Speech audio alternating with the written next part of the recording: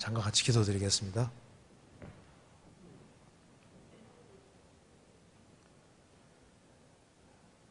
저희를 사랑하시는 하나님 아버지, 저희들을 구원해 주신 그 놀라운 은혜와 사랑을 인하여 진심으로 감사를 드립니다. 변함없는 사랑으로 저희들을 인도해 주시고 또 항상 은혜와 진리 가운데 인도해 주심을 믿고 감사드립니다. 여기에 하나님의 은혜와 사랑을 사모하는 형제자매님들이 한자리에 같이 모였습니다. 이 가운데 주 성령께서 두루 역사해 주시고 우리 마음속에 풍성한 은혜와 사랑으로 채워주시고 또 하나님 말씀으로 우리 영혼을 환하게 밝혀주셔서 우리가 어떻게 행할 것을 알 수 있도록 도와주시옵소서. 그리고 주님 앞에 더욱 귀하게 쓰임받을 수 있도록 도와주시옵소서. 저희들은 지혜가 부족합니다. 또 연약합니다. 항상 주님의 은혜와 또 도움 속에 생을 살 수 있도록 도와주시옵소서. 그리고 다음 주부터 있을 수원교회 대전도집회 가운데 주님이 함께해 주시고 이번에 또 구원받을 만한 사람들을 많이 연결시켜 주셔서 주님께 영광과 찬송이 돌아가는 귀한 집회가 될 수 있도록 도와주시옵소서. 오늘 이 시간에도 주 성령께서 두루 역사해 주시고 우리에게 필요한 말씀을 허락해 주옵소서. 주 예수 그리스도 이름으로 기도하옵나이다. 아멘. 오늘 신앙생활에 좀 필요한 중요한 질문들이 좀 나와 있습니다. 질문이 다 중요한 질문들이죠. 제가 한번 질문을 먼저 읽어보겠습니다. 이 질문이 참 좋은 질문 같아요. 제가 한번 읽어보겠습니다. 안녕하세요. 주변 형제님들이 조금 잘못된 일이 있으면 마귀에게 당했다라는 표현을 쓰는 것을 보았습니다. 말씀 시간에 졸았으면 졸음 마귀에게 당한 것이 아니고 그냥 밤에 늦게 자서 그런 것 같은데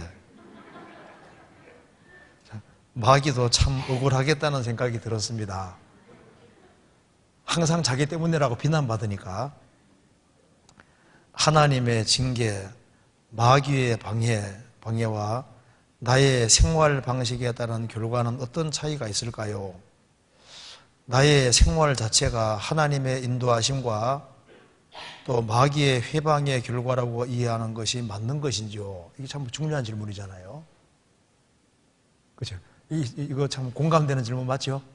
이걸 한번 같이 생각해 보는 게 좀 도움이 될 것 같습니다. 여기 이제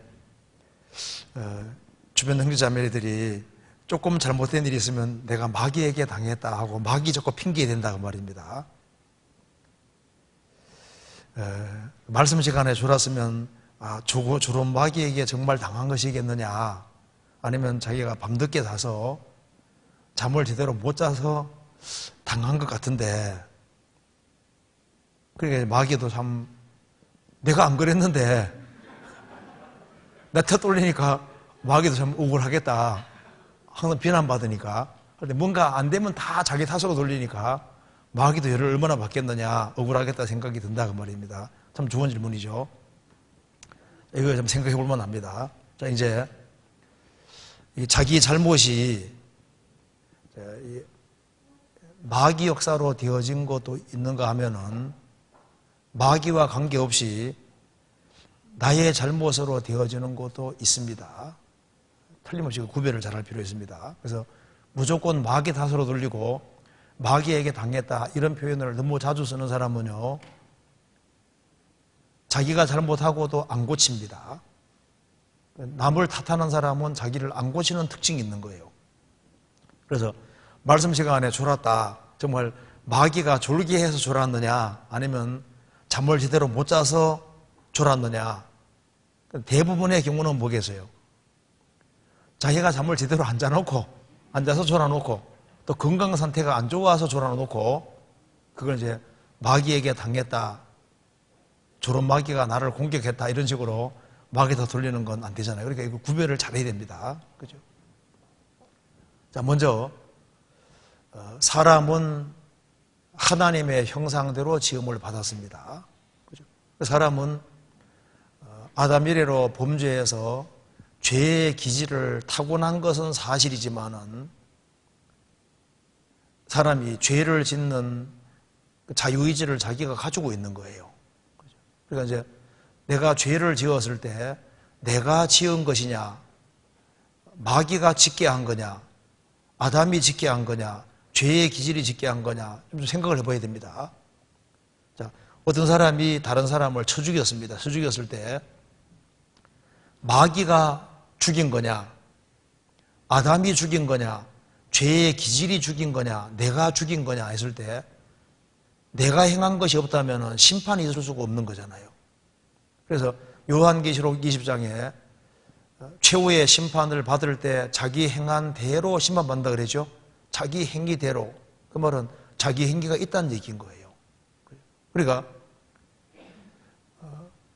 마귀가 아니더라도 내가 죄를 지을 수 있느냐? 분명히 죄를 지을 수 있습니다. 자, 애들이 치고받고 싸울 때 꼭 마귀가 시키는 것이 아니다 그 말입니다. 그러니까 열받아서 열을 확 낼 때 분내고 씩씩 뗄 때 이게 내가 하는 겁니까? 마귀가 하는 겁니까? 누가 하는 거예요? 자기가 그렇게 하는 겁니다. 그래서 유혹을 당하고 넘어지는 원인 자체를 마귀의 탓으로 돌리고 환경 탓으로 돌리는 건 옳지라는 거예요. 먼저 그걸 확실히 하셔야 됩니다. 그래서 보통 재판을 할 때 보통 미국에서는 많이 배운 사람들이 많잖아요. 재판을 할 때 어떻게 하든 간에 환경적인 핑계, 유전자 핑계 대면서 자기는 빠져나가려는 경향이 있습니다. 그러니까 이제 고등교육을 많이 받고 지능이 뛰어난 사람일수록 자기가 행한 것에 대해서 발뺌하기 위해서 여러 가지 둘러대는 것이 많다 그 말입니다. 근데 남미 쪽에 공부를 많이 못하고 이런 사람들은요, 법정에 서면요, 무조건 선처해달라고 내가 한 것이 맞다고. 근데 똑같이 했는데 태도가 다른 거예요. 그래서 겸손한 마음의 태도를 가진 사람은 자기가 한 것을 자기가 알거든요. 근데 대체로 마음이 교만하면 교만할수록 남의 탓을 대고 환경 탓을 대는 그런 경향이 있는 겁니다. 보통 이렇게 감옥에 잡혀 들어간 사람 처음엔 너무 억울하게 생각을 하는데요. 조금 며칠간만 지나고 한 1회 지나가면요. 나는 감옥에 들어가는 것보다 더 큰 잘못 범했다는 걸 보통 깨닫는다 그럽니다. 그래서 자기가 행했다는 것을 알게 되는 거예요.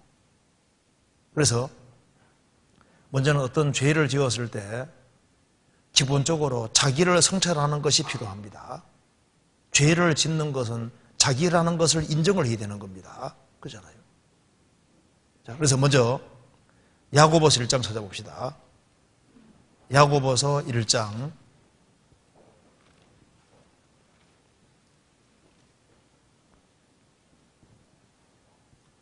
13절.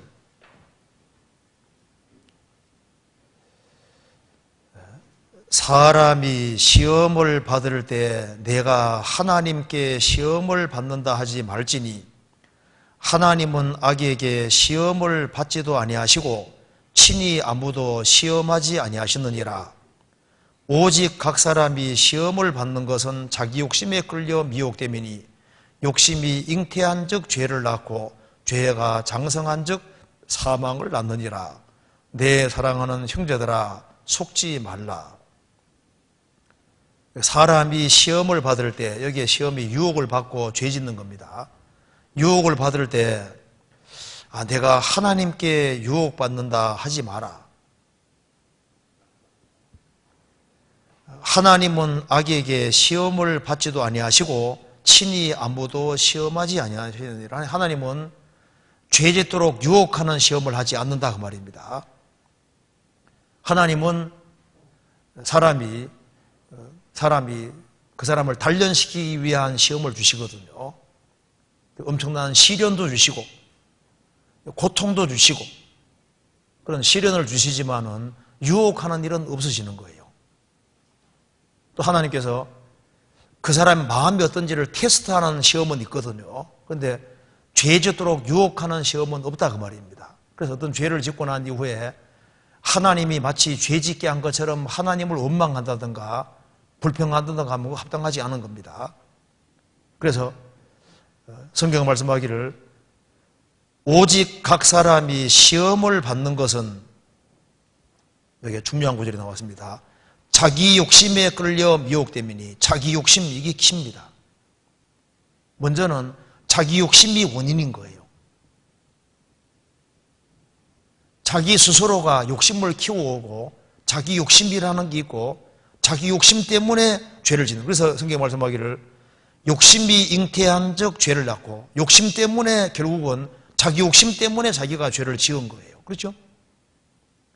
그리고 죄가 장성한 적 사망을 낳느니라. 죄는 자라는 경향이 있습니다. 그래서 습관성, 구제, 불능성이라 그러잖아요.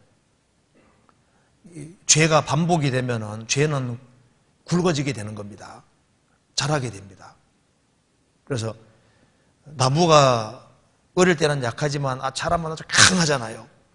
죄는 자라는 경향이 있습니다. 그래서 죄를 한 번 짓고 두 번 짓고 이게 죄를 반복해 지으면 죄가 줄처럼 굵어지거든요. 그래서 악인은 자기의 악에 걸리며 그 죄의 줄에 매이나니. 죄의 줄에 매인다. 죄가 줄입니다.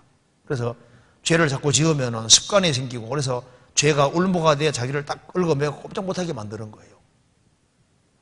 그래서 술을 습관적으로 마시게 되면은 술이 그 사람을 포로로 만듭니다. 술 안 먹고는 못 사는 거예요. 담배도 한 가지, 두 가지 피우다 보면 어떻게 됩니까? 이게 딱 줄처럼 딱 나를 얽어매 버립니다. 강해지거든요. 죄는 자랍니다. 그래서 욕심이 잉태한 적 죄를 낳고 죄가 장성한 적 사망을 낳느니라. 내 사랑하는 형제들아 속지 말라.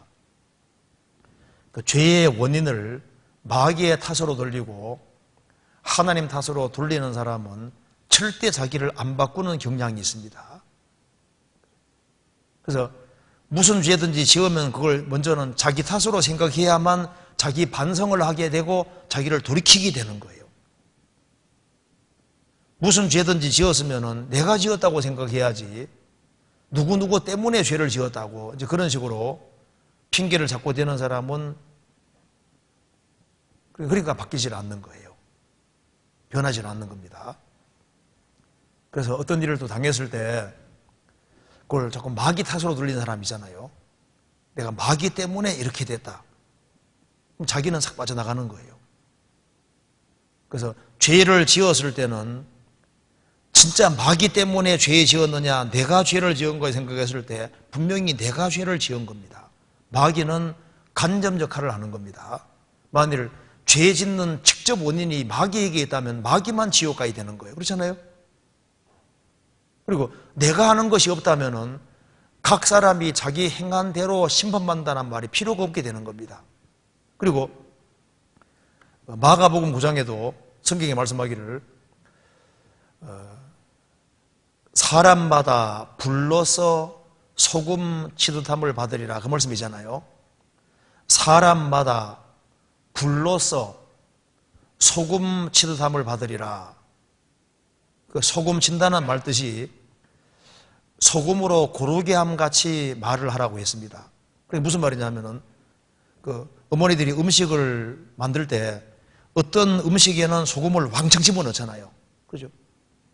이제 김장할 때 보면은 소금을 막 확 집어넣는데, 야, 저래 집어넣어도 되나? 막 약간 좀 그래서 좀 부해가 볼 때 부담스럽거든. 저렇게 집어넣어도 될까 생각이 드는데 막 왕창 집어넣기도 하고, 어떤 음식은 조금 집어넣잖아요. 그러니까 음식에 따라서 소금을 뿌리는 정도가 다르는 것처럼 우리가 상황에 따라서 어떤 때는 말을 좀 많이 할 필요가 있고 어떤 때는 말을 적게 할 필요가 있는데 그게 소금 치듯이 하는 겁니다. 어떤 경우는 내가 말을 너무 많이 하면 소금 너무 많이 쳤다고 생각 들고 찝찝하잖아요. 어떤 상황에서는 이거 말 좀 하는 건데 그냥 괜히 가만히 있어 생각이 들기도 하잖아요. 소금 너무 적게 친 겁니다.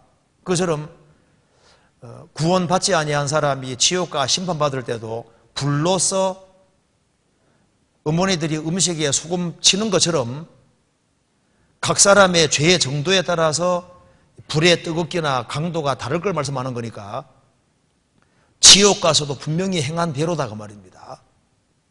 그러니까 히틀러 같은 사람하고 보통 사람하고 불의 뜨기가 똑같으면 안 되잖아요.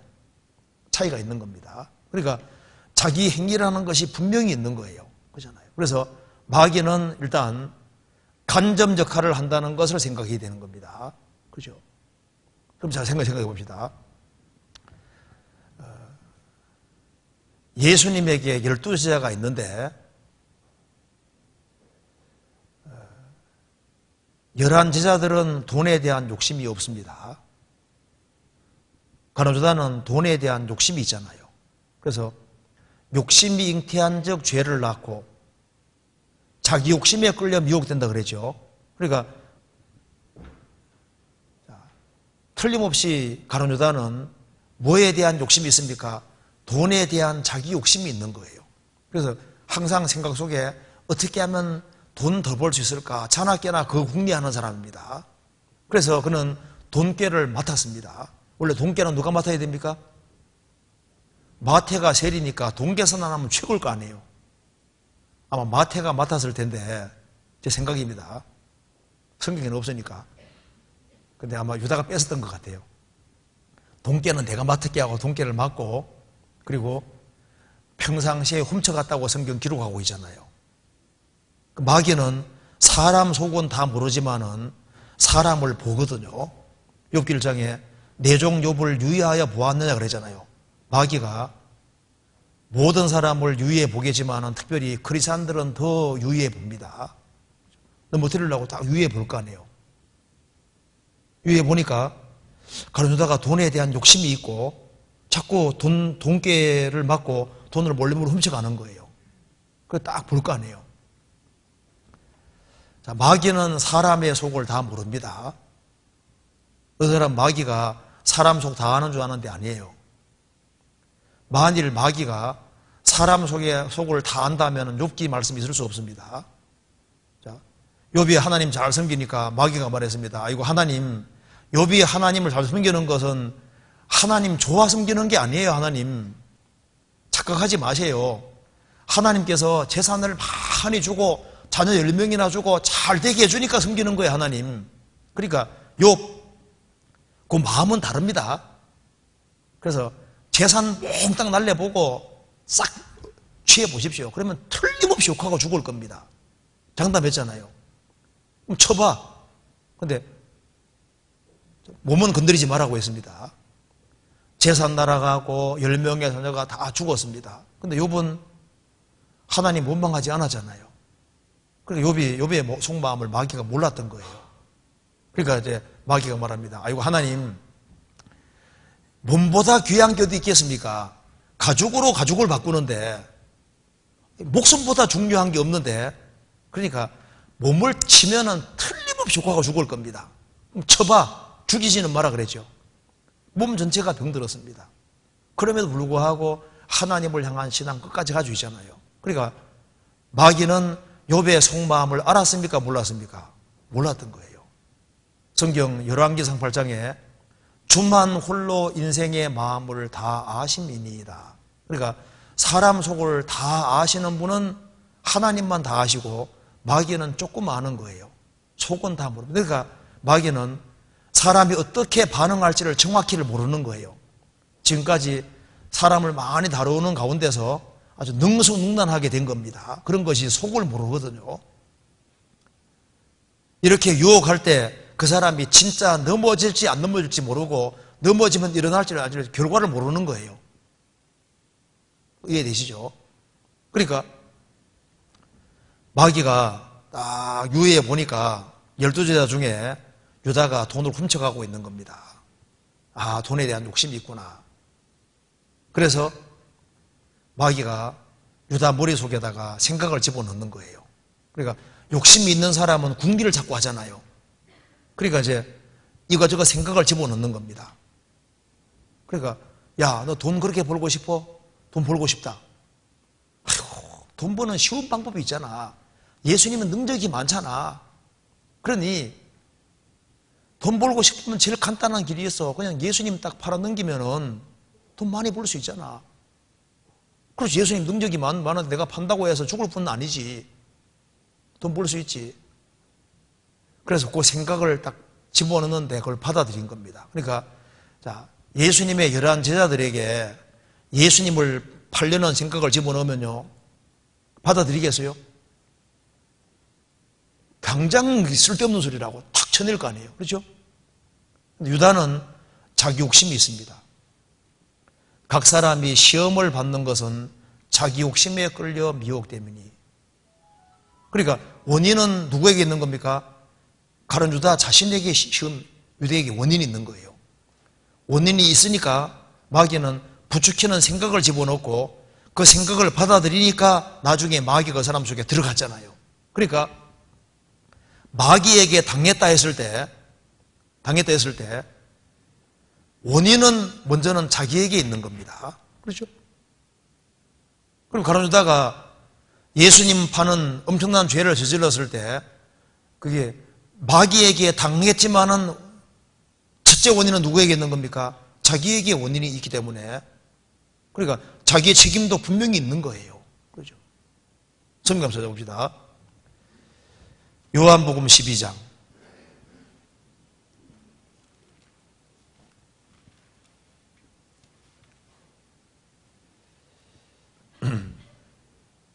(12장) 6절.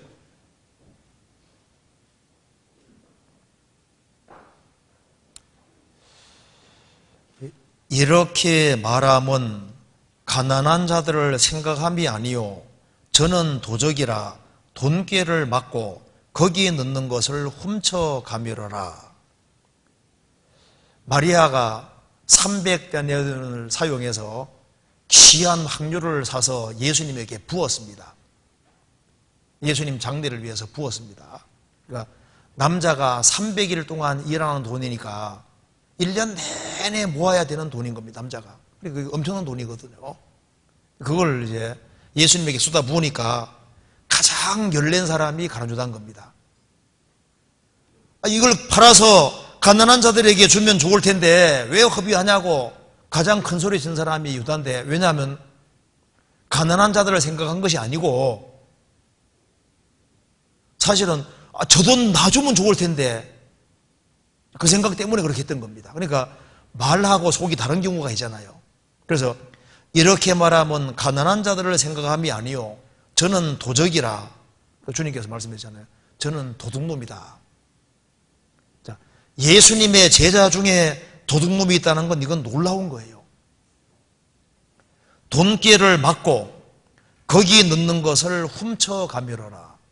헬라 원문에는 습관적으로 훔쳐갔다고 했습니다. 그러니까 단회 한 번 훔쳐간 것이 아니라 예수님을 3년 반 따라다니면서 습관적으로 몰래 궤 속에서 훔쳐가서 부정 축제를 했던 거예요. 그러니까 이 사람 머릿속에는 예수님을 따라다니면서도 3년 반 동안 예수님 명하시는 기적과 능력을 다 보고 들었잖아요. 그러면서도 돈에 마음이 막혀서 하나도 깨닫지를 못합니다. 예수님이 최후의 만찬석에서도 물었잖아요. 말했습니다. 너희 중 하나가 나를 팔리라 하니까 다른 제자들은 뭐라 했습니까? 주여 내니이까, 주여 내니이까, 주여 내니이까, 다 그렇게 말했는데 유다만 뭐라 했습니까? 랍비여 내니이까. 3년 반 따라다니고 그 많은 능력과 기적을 봤습니다. 그럼에도 불구하고 그 예수님이 하나님이 사람으로 나신 분이란 걸 못 깨닫는 거예요. 랍비여, 선생님이여 내니이까. 끝까지 선생이고 한 번도 예수님을 주라고 한 적이 없습니다. 돈에 눈이 막혀서 그런 거예요. 그래서 항상 배우나 마침내 진리의 지식이 이를 수 없느니라. 항상 배우지만은 못 깨닫는 사람이 있습니다. 왜냐하면 자기 욕심이 딱 막혀 있는 거예요. 그래서 유다는 자나깨나 돈 덜 보고 싶은 마음이 있으니까 어떻게 하면 돈 더 벌까 그 궁리하고 있으니까 유다 마음속에 마귀가 악한 생각을 집어넣은 겁니다. 요한복음 13장 2절.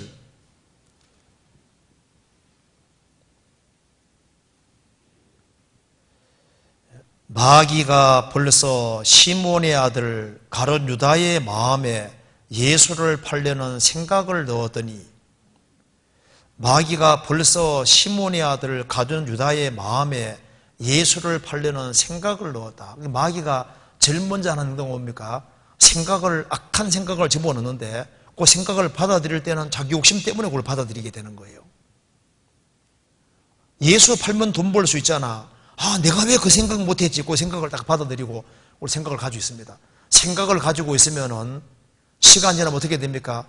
생각이 다 굳혀지면은 반드시 행동하게 되어 있는데, 행동 전에 반드시 생각이 먼저 있습니다. 사람이 악을 행할 때도 무조건 악을 행하는 게 아니라 먼저는 생각이 딱 정착이 되고 그 생각에 따라서 행동하게 되어 있는 거예요. 그렇죠? 예수님 팔려는 생각을 딱 집어넣고, 그러니까 어떻게 언제 팔아먹을까 그걸 궁리하다가 결국은 기회가 주어질 때 팔아먹는 일을 행하게 되잖아요. 그리고 예수님의 지적을 받고도 너희 중 하나가 나를 팔리라, 그걸 딱 주님 지적했음에도 불구하고 마음을 탁 강팍히 하는 겁니다. 그러니까 끝까지 그 마음을 탁 굳히니까 유다 마음속에 마귀가 탁 들어가잖아요. 27절. 조각을 받은 후 곧 사단이 그 속에 들어간지라. 왜 사단 들어가냐면, 예수님이 그렇게 말해도 나는 끝까지 팔겠다는 마음을 딱 굳힌 겁니다. 완전히 마음을 딱 굳히니까 그 다음에 마귀가 딱 들어가서 아주 담대하게 만들잖아요. 자, 그래서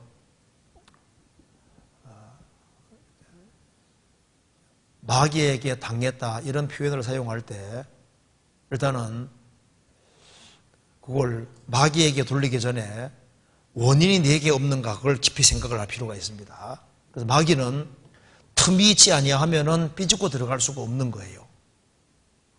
그러니까 그 틈을 주는 것은 자기인 겁니다. 자, 에베소서 찾아봅시다. 에베소서 4장 26절.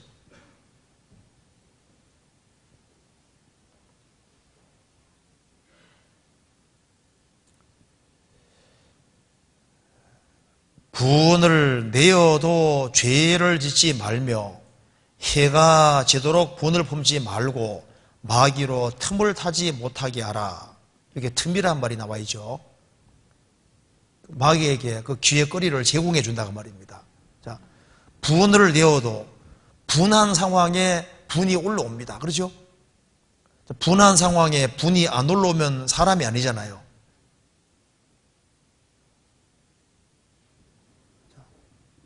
그래서 극단적인 예를 들어봅시다. 내 아내를 누가 딴 사람이 범했다. 그리고도 웃고 분한 마음이 없으면 정상입니까? 완전히 비정상입니까? 완전 비정상이죠. 그러니까 분한 상황에서는 분이 올라오는 것이 그 정상인 거예요. 자, 하나님도 분 내십니까? 안 내십니까? 하나님도 화내셔야 안 내세요? 하나님이 화내는 걸 가르쳐서 하나님이 진노하신다고 하는 겁니다. 하나님도 인간의 악행에 대해서 분노하시고 진노하시잖아요. 사람이 회개에 취하면 분노하십니다. 진노하시잖아요. 그러니까 분한 상황에 분한 마음이 올라오는 건 그건 당연한 거예요. 너무 억울한 일을 당했을 때 분한 마음이 올라오잖아요. 그건 정상이다 그 말입니다. 그래서 그 형제에게 노하는 자마다 심판을 받게 되고, 그게 킹제임스 버전에는 이유 없이 노하는 자마다 심판을 받게 되고 without cause라는 말이 붙어 있습니다. 이유 없이. 그러니까 화를 낼 때 정당한 이유가 없이 화풀이 하려고 화내고 이런 거 합당하지 않잖아요. 그러니까 이유가 명확한 상태에서 그 적절한 분노는 필요한 분노가 될 수도 있는 거예요.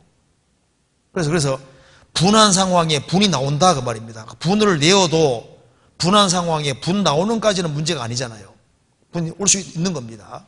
그런데 분을 내어도 그걸 죄로 구성하지 말아라 그 말입니다.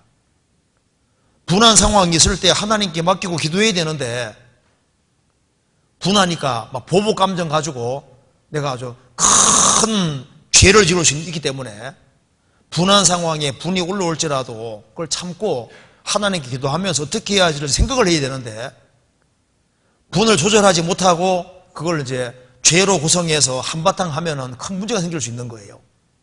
그리고 해가 지도록 분을 피우지 말고, 이제 분한 그것 때문에 불에 가지고 막 분한 마음을 계속 가지고 있어요. 분을 해가 지도록 계속 가지고 있으면요, 그 다음에는 마귀가 저 분한 마음을 가득히 가지고 있구나. 그럼 속에다가 이제 틈이 생긴 거잖아요. 그러니까 너 그렇게 당하고만 있어? 억울하지 않아?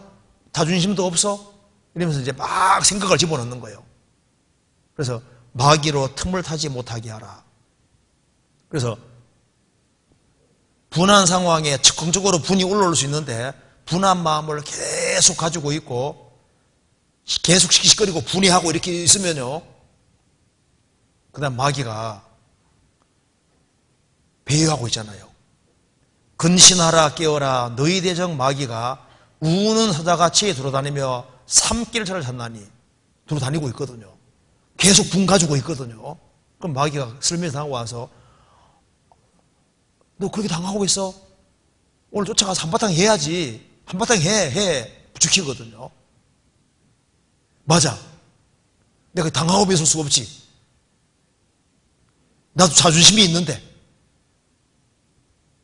다른 사람이 나를 뭐라고 생각하겠어? 맞아. 내가 왜 그 생각 못했어? 그럼 어떻게 한바탕 할까? 그럼 마귀가 이렇게 쏘서 집어넣잖아요. 맞아. 내가 그 생각 못했지. 그래서 한번 딱 쫓아가가지고 딩동댕 누르고 오잖아요. 들어가서 막 한바탕 하는 경우도 있고, 나중에 이렇게 하고 일을 저지르고 난 다음에는요, 와서 후회하잖아요. 아휴, 그때 무조건 참았어야 되는 건데 내가 왜 그랬을까? 그러니까 죄는 내가 지었는데 마귀가 부추긴 것이 맞잖아요. 그렇죠? 그러니까 마귀는 간접 역할을 하는 것이 맞다니까요. 그러니까 이제 직접 원인은 자기에게 있는 거, 자기에게. 틈을 주면 마귀가 삐지고 들어와서 별 생각을 집어넣어서 이제 생각 집어넣고 그걸 받아들이는 것도 내 책임이 되는 거예요. 그렇잖아요. 자, 성경 한번 찾아봅시다. 여기 베드로 전서 5장 찾아보세요. 5장 21절, 5장 7절.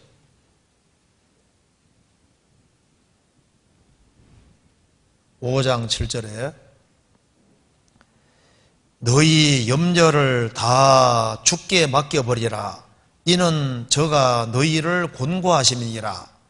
근신하라 깨어라 너희 대적 마귀가 우는 사자같이 돌아다니며 삼킬 저를 찾나니 너희는 믿음을 굳게 하여 저를 대적하라. 이는 세상에 있는 너희 형제들도 동일한 고난을 당하는 줄 알미니라. 여기 중요한 말이 나와 있습니다. 너희 염려를 다 주께 맡겨버리라. 염려를 일부가 아니라 다 주님께 맡겨버리라. 죄짐을 맡겼으니까 염려 보따리도 주님께 맡기라 그 말입니다.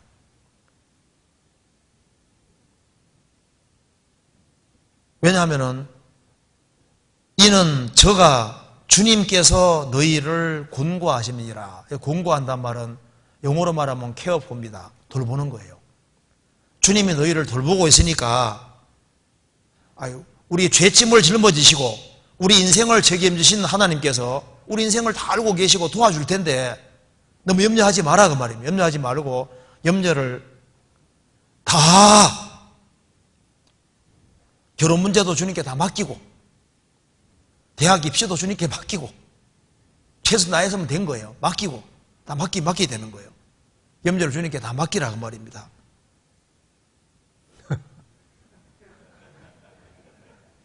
이는 저가 너희를 곤고하게 돌보심이니라.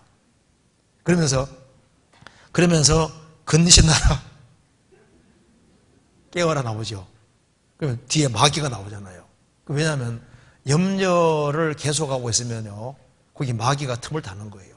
그러니까 보통 이제 언제 마귀가 크리스찬 틈을 많이 타냐 하면은 분할 때, 분을 계속 가지고 있을 때 마귀가 맹공격하는 걸 자기가 느낀다니까요.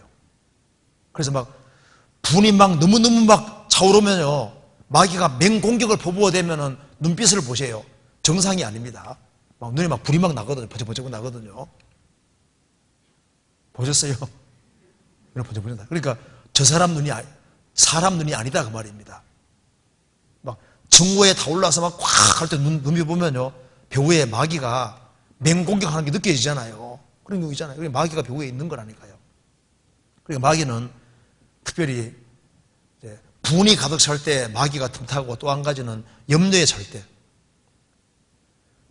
염려에 팍 빠지면요, 마귀가 별 생각을 다 집어넣는 거예요. 너는 소망이 없다. 너는 너 인생은 끝났다. 그런 식으로 막 별 잘못 생각을 막 집어넣어서 완전히 침체에 떨어지게 마귀가 만든다니까요. 보면요, 뭐 사업에 부도가 났다 해봅시다. 거래에 내한게 됐다 하면요, 하나님 쳐다보면 하나님 살아 계시니까 굶어 죽지 않는다 그 말입니다. 열심히 또 살면 되고 이렇게 하나님 바라보면 되는데, 어떤 어려움이 딱 주어지면은 그 다음에 어찌 살고 염려하기 시작하지 않습니까? 염려하면요, 그 다음에 이제 마귀가 이제 그 맹공격 퍼부어대면은 하나님도 싹 잊어버리게 만들고 소망 없는 인간으로 만들어서 완전히 나락에 떨어지게 만든다니까요. 자, 이 염려에 한번 딱 떨어지면요, 그 다음 마귀가 맹공격하는 걸 느낄 수 있는 거예요. 그러니까 근신하라 깨어라, 너희 대적 마귀가 우는 사자같이 돌아다니며 삼키를 잘 졌나니. 삼킨다는 건 뭡니까? 마귀는 내가 신앙생활 조금 못하는 걸 원하지 않습니다. 내가 신앙을 완전히 망치는 걸 원하는 거예요. 완전히 쓸모없는 인간 만들려고 하는 거예요. 그래서 하나님이 돌봐주는 것이 사실이니까 염려를 다 주께 맡겨버리라 그 말입니다. 그 염려가 있을 때 마귀가 치고 들어오거든요. 그리고 성경을 불확실하게 알고 있을 때도 마귀가 들어온다니까요. 아담은 하나님 말씀을 받았기 때문에 직접 하나님께 딱 받았잖아요. 선악과 먹으면 죽는다는 거 들었잖아요. 근데 하와는 간접적으로 들었으니까 약간 흐리거든요. 그러니까 마귀가 시비를 걸잖아요.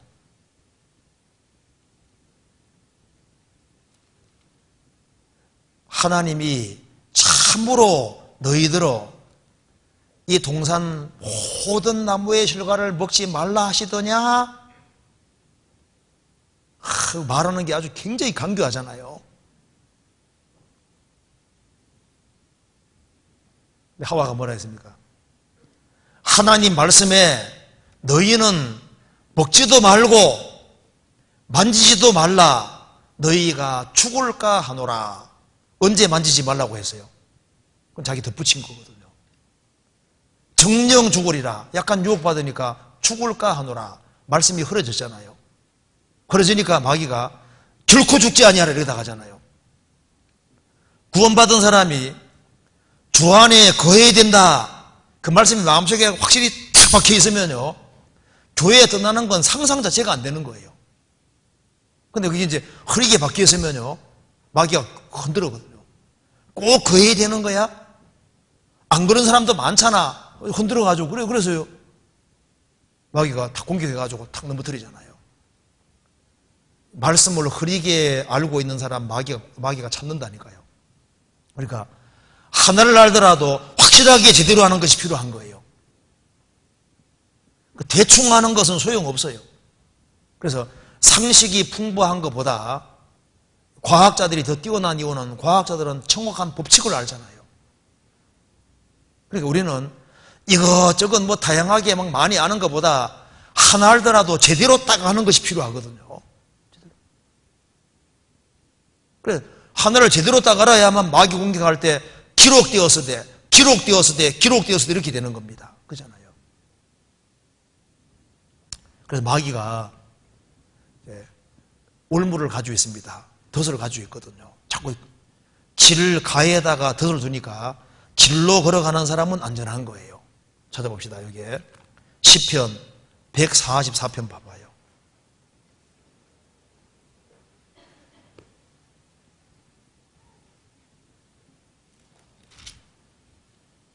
140편 5절을 보시겠습니다.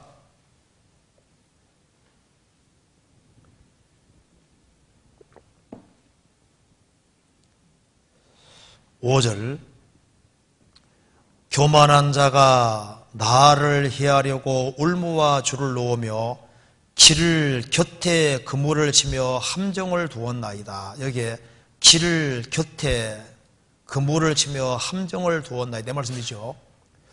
사실 구원을 받은 사람이 딱 정로로 딱 걸어가면요 문제 없습니다.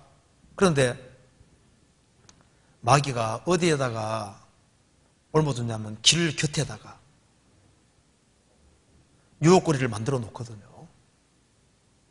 길로 가다가 슬쩍 가는 거예요. 곁길로 딱 세다가 딱 잡히잖아요. 그렇죠? 길 곁에 그물을 쳐놓습니다. 그래서 이 성경에서 딱 이렇게 돼 있는데 꼭 그렇게 해야 되나 뭐 하면 슬쩍 곁길로 빠지는 경우 있잖아요. 곁길로 슬쩍 빠지다가 탁 걸리잖아요. 정도에는 함정이 없습니다. 하나님이 딱 정한 그 길로 딱 걸어갈 때 시련은 있고 역경은 있어도 올무는 없는 거예요. 마귀는 길 곁에다가 올무를 딱 갖다 놓습니다. 쥐덫 아시죠? 쥐덫이 아주 오래전에 2000종 이상이 나왔다 그러거든요. 쥐덫 종류가 2000종이, 쥐 잡으려고 2000종 이상 나와 있는데 지금은 역사가 얼마나 오래됐는데 마귀가 덫을 얼마나 많이 만들어 놨겠어요. 올무가 많이 있습니다. 그리고 마귀는 사람의 특성을 살피는 거예요. 성경에 새 사냥꾼의 올무란 말이 나와 있는데 이 마귀가 새 사냥꾼은 새 특정에 따라서 올무가 다 다릅니다. 물고기 잡을 때도 다 미끼 종류가 다 다르잖아요. 다람쥐 잡을 때 어떻게 하는지 아시죠?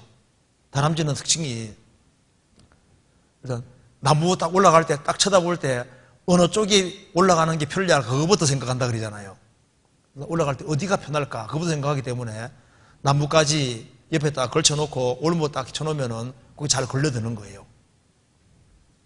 일단 딱 보고 어디가 편할까? 가지가 딱 젖어 있으니까 여기로 올라가면 좀 쉽잖아요. 그러니까 쉽게 올라가는 길을 이렇게 올라가는 경향이 있기 때문에 거기다 올무를 딱 이렇게 해놓고 그래서 잘 걸려들거든요. 그러니까 약점이라는 게 있다니까. 습관적으로 어떻게 하는 그걸 보고 옆에다 올무를 딱 갖다 놓는 거예요. 쥐덫 딱 쳐놓고 거기 소고기 딱 넣고 거기다가 참기름까지 딱 뿌려놨습니다. 쥐가 처음에 어떻게 할까요? 쥐도 조심스럽잖아요. 처음에 냄새만 맡습니다. 냄새가 너무 좋아. 그 다음에 핥아봐요. 괜찮거든요. 딱 물어보니까 괜찮거든요. 물고 도망가지 않고 탁 도망가는 탁. 그죠? 유혹거리가 있는데 이거 만지지 말아야 되는데 냄새만 맡고 핥아보고 만져보고 괜찮거든요. 탁 가다가 걸리잖아요. 자기 욕심, 그게 마귀가 덫을 많이 준비해놨다니까요. 찾아볼까요? 여기 성경입니다. 디모데후서 2장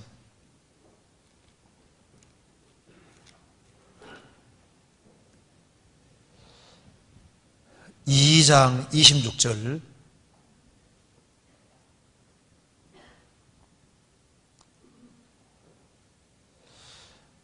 저희로 깨어 마귀의 울무에서 벗어나 하나님께 사로잡힌 바 되어 그 뜻을 좁게 하실까 함이라. 저희로 깨어 마귀의 울무에서 벗어나. 마귀의 울무에 아예 걸리지 말아야 되고 걸리더라도 하나님의 도우심을 진짜 구하면 또 벗어날 수도 있는 거예요. 그렇잖아요. 그래서 일단 여기 질문이 주변 형제님들이 조금 잘못된 일이 있으면 마귀에게 당했다라는 표현을 쓰는 것을 보았습니다.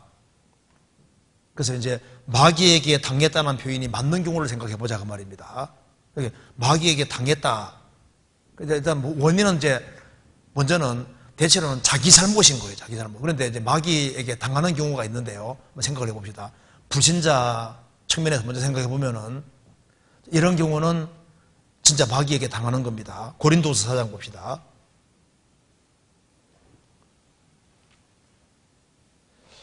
(4장) 3절.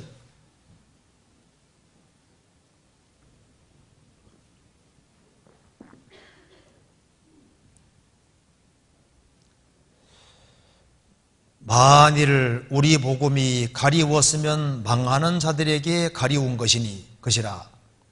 그 중에 이 세상 신이 믿지 아니하는 자들의 마음을 혼미케 하여 그리스도의 영광의 복음의 광채가 비치지 못하게 함이니 그리스도는 하나님의 형상임이니라.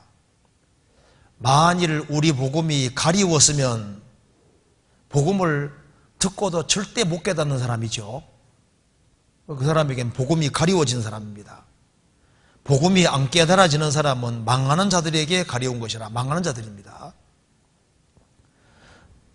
그 중에 이 세상 신이, 마귀가 믿지 아니하는 자들의 마음을 혼비케 하여 속여서 그리스도의 영광의 복음의 광채가 비치지 못하게 한다. 그리스도의 영광의 복음의 광채가 영혼 속에 들어와야 구원인데 마귀의 방해 공작이 있다 그 말입니다. 그래서 복음을 들을 수 있는, 자, 전두집회 이제 딱 듣고 이제 죄까지 들었거든요.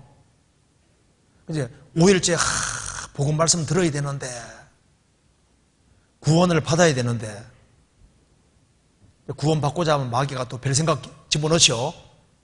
야, 너 벌써부터 구원 받으려고 그래? 청춘이 구말리 같은데, 너 구원 받으면 이런 거 저런 거 못 하잖아. 그런 생각 막 집어넣거든요. 아니야, 구원 받아야 돼. 아, 지금은 너 젊어. 죄 좀 더 짓다가 나중에 구원 받아. 내일이 아니더라도 다음에 또 기회가 있을 거야. 너 지금 바쁜 일이 많잖아.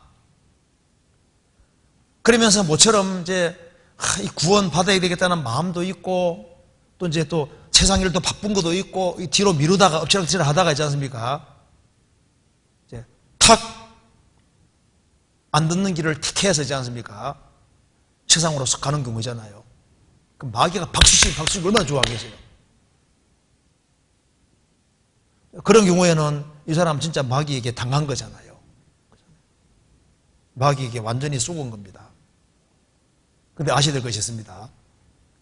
진짜 찾는 사람은 주님 도와주세요. 맞아요. 자, 하나님이 세게서요, 마귀가 세게서요. 하나님이 훨씬 세십니다. 하나님은 속마음을 정말 아시기 때문에 정말 찾는 사람은요, 도와주십니다. 그리고 찾고 찾는 사람은 찾도록 도와주세요. 철록정책에 보면 아시잖아요. 기독교는 정말 죄 문제 해결하기를 원했거든요. 그래서 이제 좁은 길을 찾아서 가는데 앞에 엄청난 웅덩이 수렁에 빠졌잖아요. 엄청난 고통을 겪었음에도 불구하고 그래도 죄는 해결해야 되기 때문에 기어코 가잖아요. 그런데 한 사람은 이제 설득을 받아서, 크리스찬 설득을 받아서 같이 가다가 웅덩이에 빠져서 죽을 고생하니까 그냥 가버리잖아요. 왜? 기독교는 진짜 이 죄 문제 해결하기를 원했던 사람인 겁니다. 그러니까 기어코 가는 거예요. 그러니까 정말 찾는 사람은요, 주님께 찾도록 도와주십니다. 근데 왜 시험 받냐 하면은 두 마음이 싸우면서 이 영혼 문제를 해결해야 되겠다는 절실한 진짜 마음이 없기 때문에 그 시험을 받는 거예요. 그래서 구원의 기회가 명백히 주어졌는데 세상적인 핑계를 대고, 하나님은 하나님의 성령이 내게 역사하는 걸 느끼면서도 마귀가 말하는 그 말을 듣고서 전도 집회를 안 듣고 세상적으로 하는 길을 택할 때 이게 마귀의 방해 공작에 당한 거예요. 그렇잖아요. 그래서 특별히 전도 집회할 때 불신자들이 마귀에게 많이 당한다니까요. 그래서 야, 저 사람 이제 어떤 대학생 말씀 첫날 이튿날 잘 들었거든요. 그래서 같이 얘기했습니다. 내일 꼭 참석하시라고. 예, 이게 성경 정말 하나님 말씀이네요. 틀림없이 오겠습니다. 그랬거든요. 안 오는 거예요. 나중에 만났습니다. 왜 안 왔냐 하니까 그 다음날 말씀 들으면 틀림없이 하나님 믿어질 거고, 그럼 반드시 구원을 받아야 되고, 구원받으면 내 편한 대로 못 사니까 내가 안 듣는 길을 택했다고.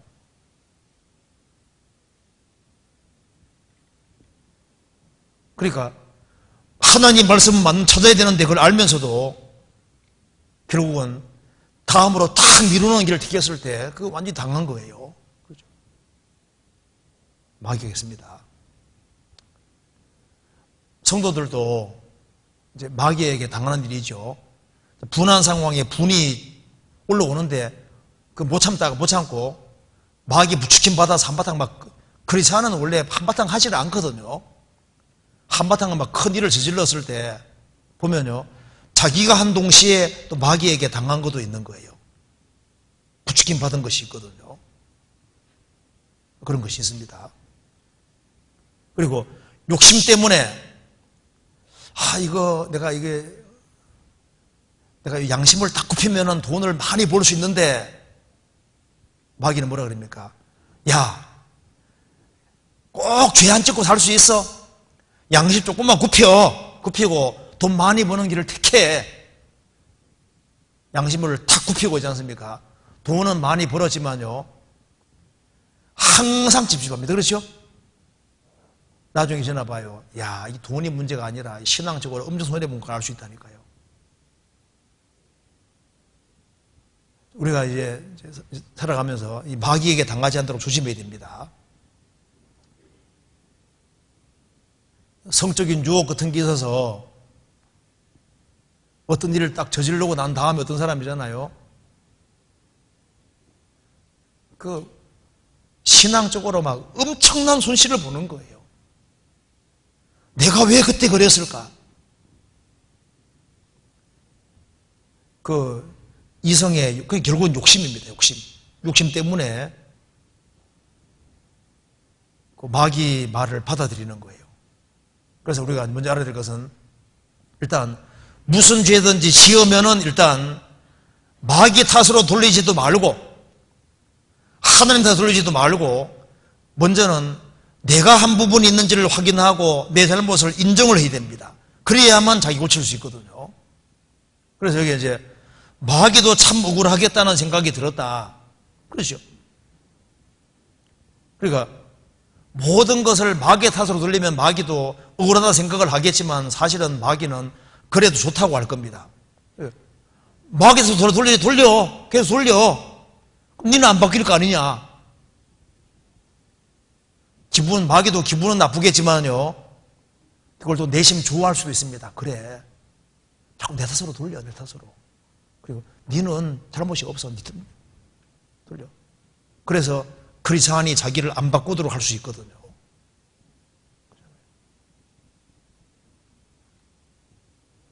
자기 잘못을 인정할 때 자기를 바꿀 수 있는 겁니다. 그리고 이제 질문 또 내용이, 하나님의 징계, 마귀의 방해와 나의 생활 방식에 따른 결과는 어떤 차이가 있을까요? 자, 하나님의 징계, 그렇죠? 구분이 됩니다. 내가 고의적으로 지은 명확한 죄에 대해서 주어지는 것은 틀림없이 징계입니다. 다윗이 우리아의 아내를 범했습니다. 간음죄를 짓고 그 다음에 우리아 남편을 죽였잖아요. 살인죄와 간음죄를 지었습니다. 그래서 살인죄와 간음죄를 짓고 난 이후에 그 집에 칼이 떠나지 않고, 그 다음에 집안 보세요. 막 집안이 막 풍비박산 나고, 그게 다윗이 아주 엄청난 징계를 받았어요. 그렇죠? 그러니까 크리스찬의 명확한 죄에 대해서 주어지는 것이 그걸 징계인 겁니다. 야곱이 자기 아버지를 속이고 자기 형을 2번 속였습니다. 2번 명백히 속인 것이기 때문에 자기 성의 속에 2번 명확히 속임을 당했잖아요. 그렇죠? 그게 징계라는 겁니다. 아버지를 속이고 형을 속였습니다. 그리고 이제 쾌제 불렀을지 모르지만은요, 크리스찬은 징계가 있습니다. 그래서 라반 집에서 7년 동안 봉사를 했잖아요. 봉사하고 라헬과 결혼하기로 돼 있는데 신혼 첫날 밤 장인은 더 고단수인데 언니 레아를 집어넣어 버린 거예요. 잠자고 나니까 얹은 거예요. 장인 어째서 나를 속였습니까? 우리 집안에서는 동생을 먼저 시집 보내는 법이 없다. 내게 7년 더 봉사해라. 그러면 7일 후에 내가 딸을 주겠다. 그래서 7일 후에 딸을 받고 7년 더 봉사하게 됐잖아요. 졸지 아내가 둘이 됐습니다. 야곱이 얍삽하고 교활하고 강교한 기기 때문에 하나님께서 그 자기 잔머리가 많으니까 자기보다 더 고단수인 사람에게 딱 집어넣는 거예요. 그 장인에게 톡톡이 당하잖아요. 속임 당했습니다. 12아들을 낳았잖아요, 야곱이. 그런데 야곱의 10명의 아들들이 11번째 요셉을 에집트에 팔아먹고 난 다음에 뭐라 했습니까? 짐승을 죽여서 요셉의 채석옷에 피를 딱 묻혀서 아버지 보세요, 이거 요셉 옷이 아니에요. 우리 아들이 정령 지켰구나. 10명의 아들들이 아버지를 폭 속였습니다. 자기가 아버지 속이기 때문에 자기가 자기 10명의 아들들에게 10몇 년 동안 폭 속았잖아요. 그 징계라는 겁니다. 징계는 반드시 옵니다. 그리고 야곱의 10명의 아들들이 요셉, 11번째 요셉을 에집트에 억울하게 팔아먹었잖아요. 그리고 10몇 년이 지난 이후에 10명의 형들이 톡톡이 징계를 받았잖아요. 야곱이 이제 요셉이 총리 되고 난 이후에 10명의 형들 아주 혼났지요. 정확히 징계를 받았잖아요. 그래서 크리스찬이 명백한 죄에 대해서 주어지는 것이 그게 징계라는 겁니다. 그렇잖아요.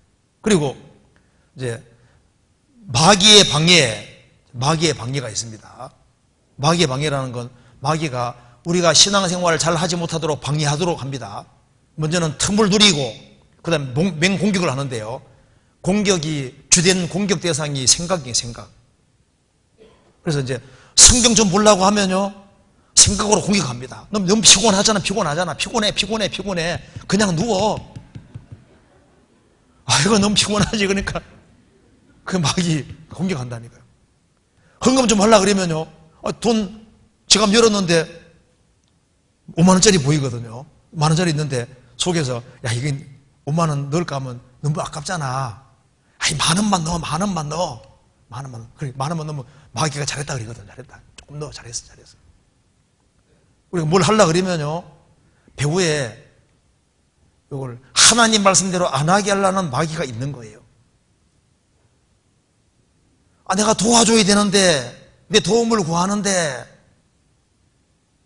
도와줄 마음을 다 가지려면 마귀가, 야, 도와주지 마라.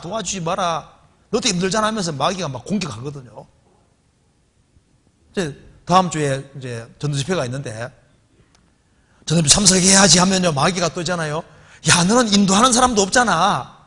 굳이 안 참석해도 돼. 꼭 일주일 동안 참석할 필요가 뭐가 있어. 그냥 하루만, 얼굴만 내밀면 되는 거야. 나 임원인데 가야 돼 그러면 아이고 임원이라도 다 안 가는 사람도 많잖아. 어떻게 하든 간에 있잖아요. 신앙생활을 더 하지 못하도록 마귀가 이게 부추긴다니 마귀가 방해가 있습니다. 그러니까 마귀 방해가 없으면요 교회가 미어 터지죠. 왜 교회가 그렇게 미어 터지지 않아요? 마귀가 계속 방해해서 그렇다. 방해해서. 그리고 마귀 생각을 받아들이는데 마귀가 생각으로 공격하기 때문에 그런 거예요. 그래서 복 있는 사람은 악인의 꾀를 좇지 아니하며 죄인의 길에 서지 아니하며 오만한 자의 자리에 앉지 아니하고 그랬잖아요. 절치면 악인의 꾀를 줘요. 꾀. 먼저 충고 생각. 마귀가 생각부터 집어넣는다는 거예요. 생각을. 그래서 그 사람은요 헌금하려고 하는데 그 마음을 막으면요, 그래 마귀야, 나는 더 많이 집어넣는다고 더 많이 확 넣어버리고, 너 교회 나가려 그래, 나 나갈란다, 막으려 그러면 한 번 나가고 막 두 번 나가고 세 번 나가고 마귀 반대로 하거든요. 신앙생활 잘하잖아요. 마귀 방해를 이겨야 되는 거예요. 그래야지 신앙생활 잘합니다. 그리고 전도하는 것도 마찬가지인데요. 내가 이제 이 사람 구원 받아야 되는데, 전도해야 되는데 하는 마음이 올라오잖아요. 전도하려고 그러면 마귀가, 야, 장소가 적절하질 않아. 장소가 남들이 뭐라고 생각하겠어. 그리고 네가 꼭 전도 안 해도 전도 다른 사람 전도할 거야. 구원받은 사람은 의뢰 받게 돼 있어. 그 마귀가 내가 해야 될 몫을 하지 못하게 막는다니까요. 그리고 두려움을 확 집어넣어서 어떻게 하든 간에 적극적으로 전도 못하도록 마귀가 계속 방해하는 겁니다. 전도를 위해서 물질을 사용하려고 그러면요, 마귀가, 야, 그 아까운 돈 그거 저축해야지, 저축. 장래도 불안전한데 저축해야지 하면서 있잖아요. 이게 돈을, 물질을 주님 위해서 과감하게 사용하는 것도 마귀가 계속 막아요. 그러니까 11조 생활을 하고, 그렇지 않으면 당연히 해야 되지 않습니까? 그러니까 이제 하려고 할 때 마귀가 그렇게 어떻게 하든 간에 하나님 앞에 내가 적극적으로 하는 것을 마귀가 계속 방해한다니까요. 바울 사도가 데살로니가에 가려고 여러 번 했는데 마귀가 그것도 막았잖아요. 마귀가 방해하는 것이 있습니다. 마귀가 방해 안 하면 신앙생활 다 잘하지요. 그렇잖아요. 구원 안 받은 교회도 사람들 잘 모이잖아요. 그렇죠? 구원 안 받은 교회는 마귀 밥통 속에 있으니까 오냐 내 자식 하면서 계속 온살 나오게 할 거 아니에요.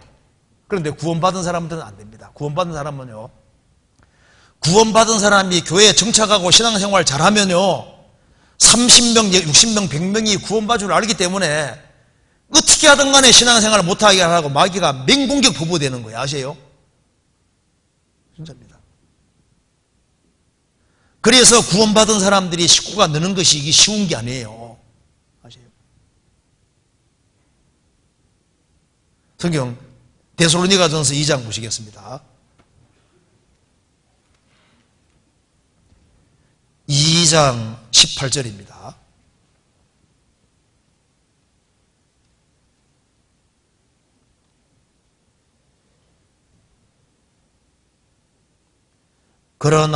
그러므로 나 바울은 한 번, 두 번 너희에게 가고자 하였으나 사단이 우리를 막아도다. 나 바울은 한 번, 두 번 너희에게 가고자 하였으나 사단이 우리를 막아도다. 방해했다 그 말입니다. 우리가 이 지역에 전도하려고 할 때도 마귀가 계속 방해하거든요. 그래서 구원받은 식구들이 똘똘 뭉치면은 이렇게 엄청난 사람이 구원받을 줄 마귀가 알기 때문에 어떻게 하든 간에 하나가 못되게 하고 헌신적이지 못하게 하고 이기적이 되도록 계속 방해하는 것이 있는 거예요. 마귀 방해했습니다. 그리고 하나님의 징계, 마귀의 방해와 나의 생활 방식에 따른 결과는 어떤 차이가 있을까요? 나의 생활 방식 차이가 있죠. 많은 경우는 자기 생활 방식의 결과를 따릅니다. 늦게 자서 졸리고 그래서 말씀이 잘 안 들어오면 그 자기 생활 방식의 결과인 거예요. 몸 관리를 안 해서 병이 왔다. 내 생활 방식의 결과잖아요. 습관적으로 말다툼을 하고 그것도 내 생활 방식의 결과입니다. 열받아서 막 순간적으로 욕하고 그 자기 습관이에요. 자기 습관. 그 마귀가 한 것이냐? 내가 하는 겁니다. 내가. 그죠? 그래서 내 생활 습관 때문에 내 생활 습관을 고쳐야 되는데 그걸 안 고치면서 마귀 탓하는 건 합당하지 않아요. 그죠? 그래서 마귀가 가난주다에게만 역사한 것이 아니라 베드로에게도 역사하시죠. 베드로에게도. 예수님을 가장 가까이 다루는 베드로에게도 역사했는데 예수님을 시험한 마귀가 나도 시험 안 할 거냐? 시험하죠. 자, 예수님을 시험하고 난 마귀가, 시험한 마귀가 영원히 떠난 게 아니죠. 얼마 동안 떠났니라 그렇게 되어 있잖아요. 찾아봅시다. 누가복음 한번 보세요.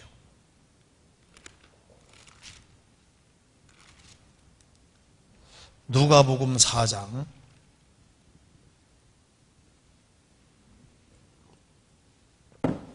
13절.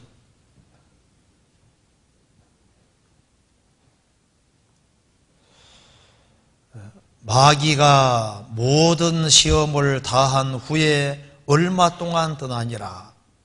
마귀가 모든 예수님을 시험하셨습니다. 마귀가 모든 시험을 다한 후에 얼마 동안 떠나니라. 한 번 시험하고 떠나면 얼마나 좋겠어요. 얼마 동안 떠나니라. 또 다가왔잖아요. 예수님 십자가 죽으시겠다고 하니까 베드로가 뭐라 했습니까? 주여 그리하지 마옵소서. 그 일이 결코 죽게 임하지 않을 겁니다. 예수님 뭐라 하셨습니까? 사탄아 물러가라. 너는 나를 넘어지게 하는 자다. 마귀가 예수님 죽으시겠다고 하니까 가까이 왔잖아요. 베드로 통해서 막 마귀 역사하는 거 봐요. 얼마 동안 떠나니라.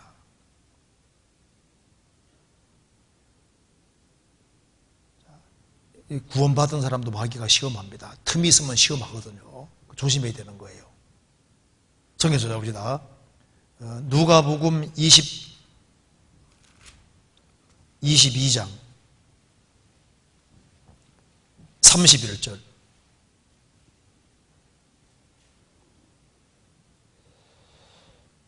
시몬아 시몬아 보라, 사단이 밀 까부러듯 하려고 너희를 청구하였으나 그러나 내가 너를 위하여 내 믿음이 떨어지지 않기를 기도하였노니 너는 돌이킨 후에 내 형제를 굳게 하라. 시몬아 시몬아, 시몬이 베드로입니다. 사단이 밀 까부러듯 하려고 너희를 청구하였으나, 마귀가 예수님도 넘어뜨리고 예수님의 제자들도 전부 다 완전히 신앙을 망치게 하려고 노력했다 그 말입니다. 그러나 예수님께서 내가 너를 위하여 내 믿음이 떨어지지 않기를 기도하였노니 너는 돌이킨 후에 내 형제를 굳게 하라. 베드로는 뭐가 있습니까? 그래도 믿음이 있는 거예요. 믿음. 넘어졌지만은 주님이 다시 일으켜 주셨고, 이 경험이 있고 난 후에 그는 형제들을 끝까지 굳게 하는 길을 크게 고의를 계속했습니다. 그래서 이제 여기서 우리가 용어 사용할 때 이게 마귀에게 당했다 이런 말을 쉽게 사용하지 말고, 또 조론마귀가 진짜 있어요. 근데 그 누구에게 역사하냐면은 피곤하지도 않은데, 졸린 상황도 아닌데 찾는 마음이 없는 사람에게 마귀가 가까이 역사해가지고 있지 않습니까? 진짜 그 복음 들을 때만 조는 사람이 있어요. 다른 분명히 안 조는 사람인데 찾는 마음이 없으면 싹 역사할 수도 있거든요. 그래, 조론마귀라는 말도 이것이 그냥 빈말이 아닙니다. 근데 그게 이제 그 특정한 경우에 사용되기 때문에 그 용어를 남발하는 건 옳지 않겠습니다. 예. 그 질문은 이 정도 하고 이제 그 다음 질문 보도록 합시다. 안녕하세요. 저는 처음 말씀을 배울 때 참 행복을 얻기 위해 구원을 받아야 한다고 배웠습니다. 또 구원받은 것은 이제 죄에서 해방되었다, 죄에서 자유하게 되었다라고 배웠습니다.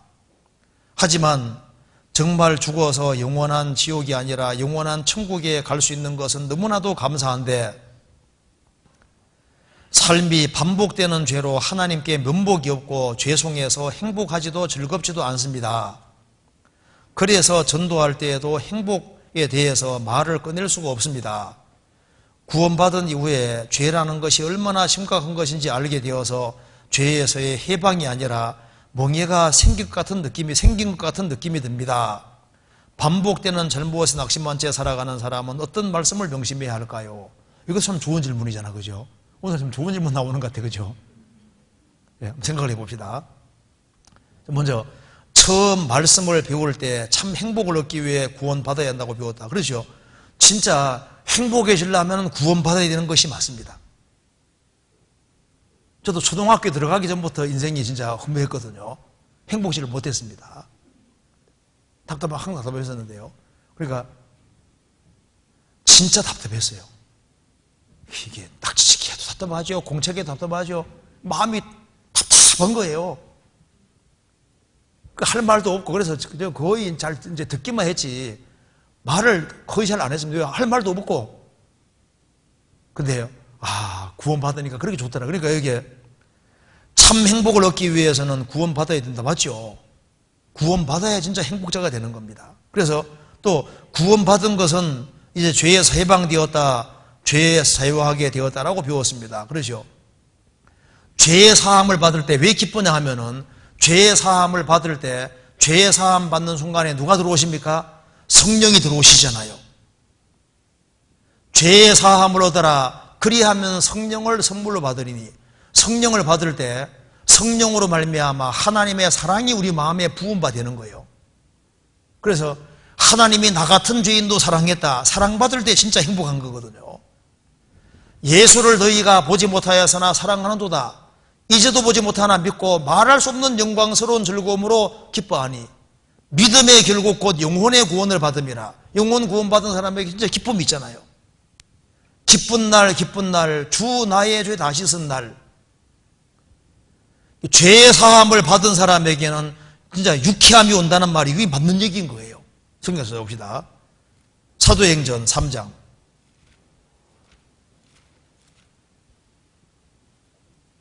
19절.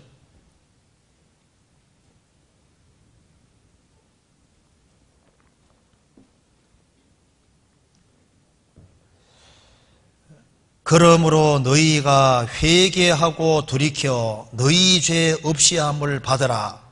이같이 하면 유쾌하게 되는 날이 주 앞으로부터 이를 것이요. 자, 너희가 회개하고 돌이켜 너희 죄 없이함을 받으라. 죄 없이함을 받는 사람은 이같이 하면, 죄 없이함을 받으면 유쾌하게 되는 날이 주 앞으로부터 이를 것이요. 유쾌하게 되는 날이 너에게 온다 그 말입니다. 그러니까 진짜 유쾌하게 되기 위해서 되려면은 죄의 사함을 얻으라 그 말입니다.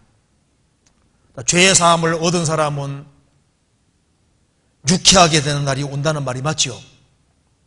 자, 일단 천국에 가게 됐으니 정말 얼마나 유쾌하게 돼요. 영원한 행복이 보장됐으니 얼마나 유쾌한 겁니까?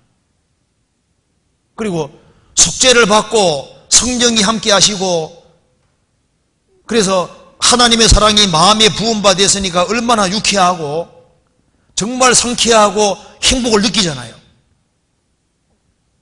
구원받아야만 행복자란 말이 맞습니다. 이 속죄를 받은 사람, 죄를 사함 받은 사람, 지옥의 형벌에서 건진받은 사람, 이것만큼 행복한 사람은 없는 거예요. 만일 우리가 지옥을 한 번만 볼 수 있다면요, 구원받은 것이 얼마나 행복한지는 진짜 실감하게 될 겁니다. 우리가 한번 천국을 한번 볼 수 있다면은, 내가 저곳에 들어가는구나, 그거 한번 보게 된다면은 얼마나 진짜 우리가 아주 엄청난 존재라는 걸 정말 깨닫게 될 거 아니에요? 그렇죠, 맞아요. 이게 진짜 아멘입니다. 그잖아요. 그래서 구원받은 것은 이제 죄에서 해방되었다, 죄의 자유게 됐다, 죄값이 영원히 지불돼서 해방되고 천국 가게 됐으니 얼마나 좋아요. 그잖아요. 이건 맞다 그 말입니다. 그리고 배웠고 그 사실이다 그 말입니다. 하지만 문제가 그 뒤가 이제 그지만 하지만이 나와요. 하지만 이렇게 배웠는데, 하지만 정말 죽어서 영원한 지옥이 아니라 영원한 천국에 갈 수 있는 것은 너무나도 기쁘고 감사한데 반복되는 죄로 하나님께 면목이 없고 죄송해서 행복하지 즐겁지도 않습니다. 구원받은 자에게 성령이 들어오셨는데 죄값은 지불됐지만 죄의 기질은 남아있고 옛 성품은 남아있으니까 갈등이 생긴다 그 말입니다. 그래서 갈등이 생긴다. 그 정상입니다. 갈등이 생겨요. 바울 사도도 갈등했잖아요. 찾아봅시다. 로마 7장.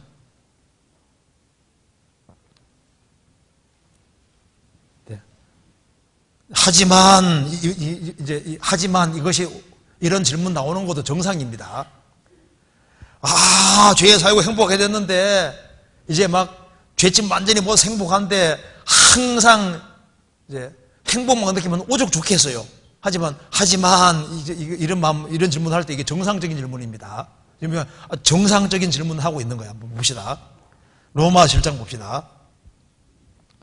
7장 18절에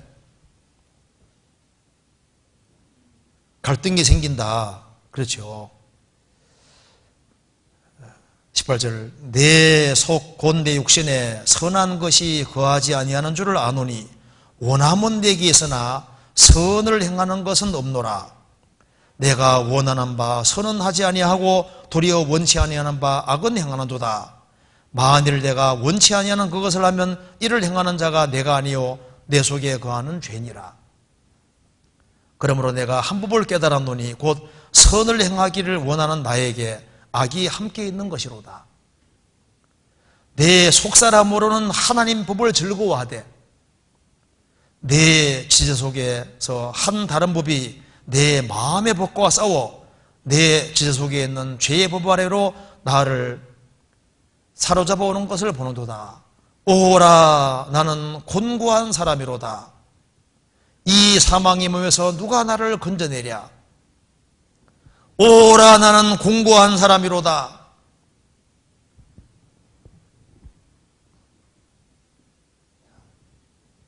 이제 이런 경험이 구원받은 이후의 경험입니다. 우리 속사람은 거듭난 생명은 하나님 말씀을 즐거워하고 하나님 말씀 될 때는 그렇지요 하고 이제 그러잖아요. 그런데 내 속에 죄의 법이 딱 있는 거예요. 기질이 딱 남아 있습니다. 여기 이제 귀에 타고 삐죽고 올라오려고 하니까 갈등이라는 게 생기고, 그래서 오라 나는 공고한 사람이라도 이 사망의 몸에서 누가 나를 건져내랴, 이런 갈등이 생긴다 그 말입니다. 그런데 이제 우리 여기서 알아야 될 것이 있습니다. 이게 이제 죄로, 이게 이제 반복되는 죄라고 해서 죄로 면목있다 그랬는데, 반복적인 죄라고 할 때 이 개념을 정확히 할 필요가 있습니다. 죄도 먼저 고범죄, 고의적으로 의도적으로 성경에서 명확히 금한 것을 범하는 경우 있잖아요. 그게는 정확한 징계가 있습니다. 구원받아도 아들로서 징계가 있거든요. 청해서 봅시다. 시편 19편 봅시다.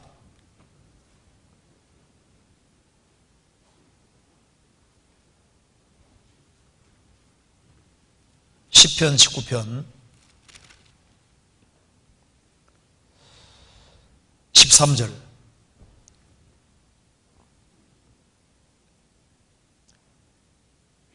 또 주의 종으로 고범죄를 짓지 말게 하사 그 죄가 나를 주장치 못하게 하소서. 그리하시면 내가 정직하여 큰 죄과에서 벗어나겠나이다. 여기 12절에 보면은 자기의 허물을 능히 깨달을 자 누구리요 나를 숨은 허물에서 벗어나게 하소서. 숨은 허물, 내가 미처 못 깨닫는 허물들이 있잖아요. 근데 이제 문제는 여기에 주의 종으로 고범죄를 짓지 말게 하사, 의도적으로 죄 짓는 경우 있잖아요. 그러니까 자기 의지를 사용해서 이렇게 하면 안 되는 걸 명확히 알면서 자기가 고의적으로 했을 때 이게 고범죄가 되잖아요. 그래서 하지 말아야 될 것을 고의적으로 이렇게 범하게 되면은 그 죄가 커지게 되는 거예요. 그래서 고범죄를 짓지 말게 하사 그 죄가 나를 주장치 못하게 하소서. 그 큰 죄를 이제 고의적으로 죄를 지으면은 그 죄가 그 사람을 붙잡게 되잖아요. 그리고 나중에 그리하시면 내가 정직하여 큰 죄과에서 벗어나겠나이다. 숨은 죄가 있고 고범죄가 있고, 고범죄가 커지면 나중에 아주 담대하게 큰 죄를 지을 수도 있잖아요. 징계 받으면 받지 하고 큰 죄 짓는 경우 있습니다. 징계 한번 받아보지, 진짜 받습니다. 큰 징계 받습니다. 그러면 안 되는 거예요.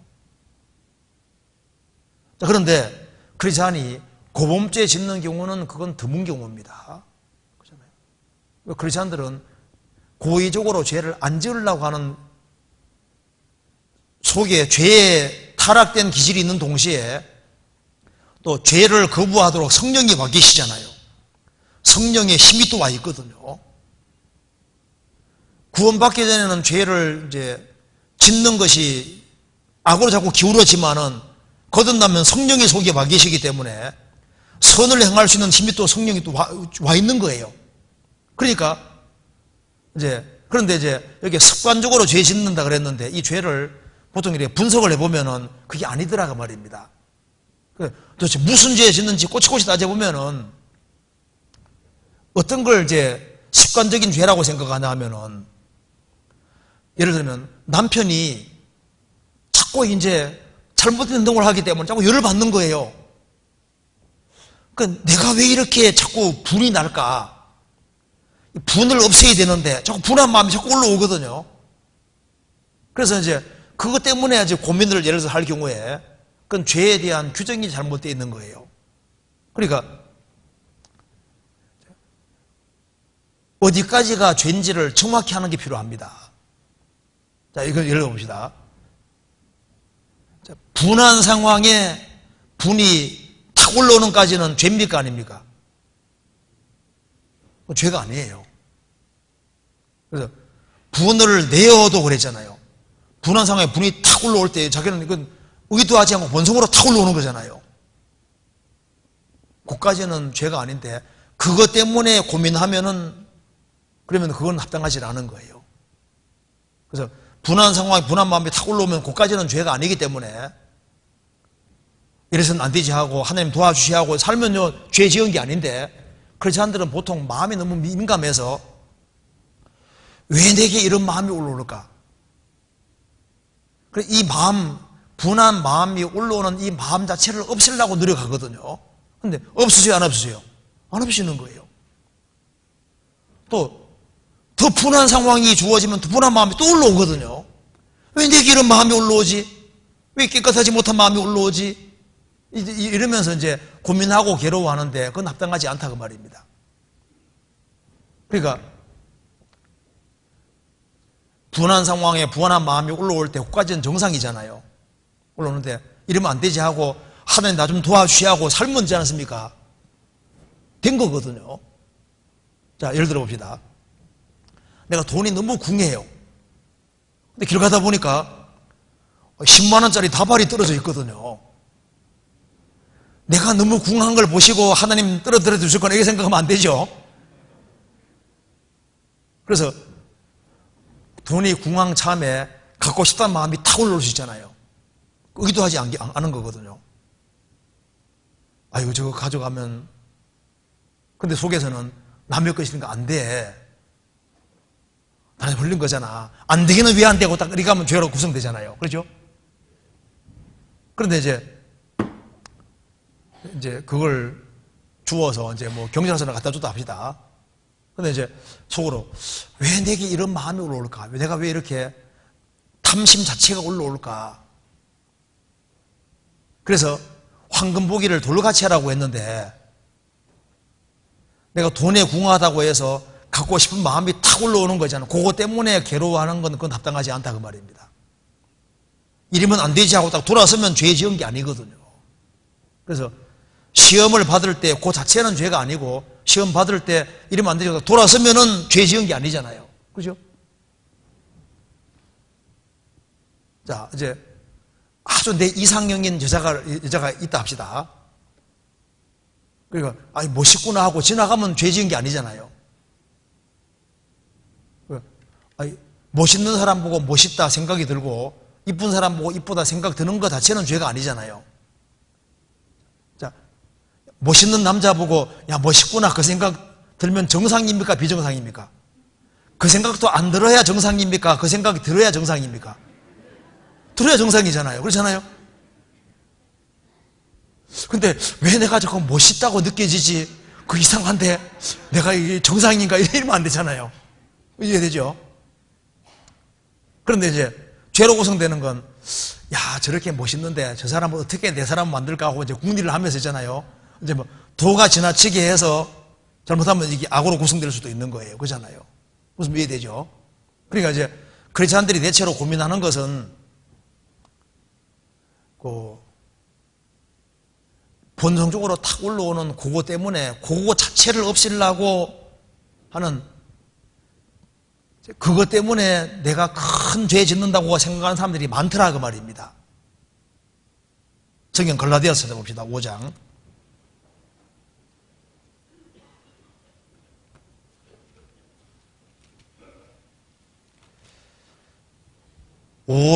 16절.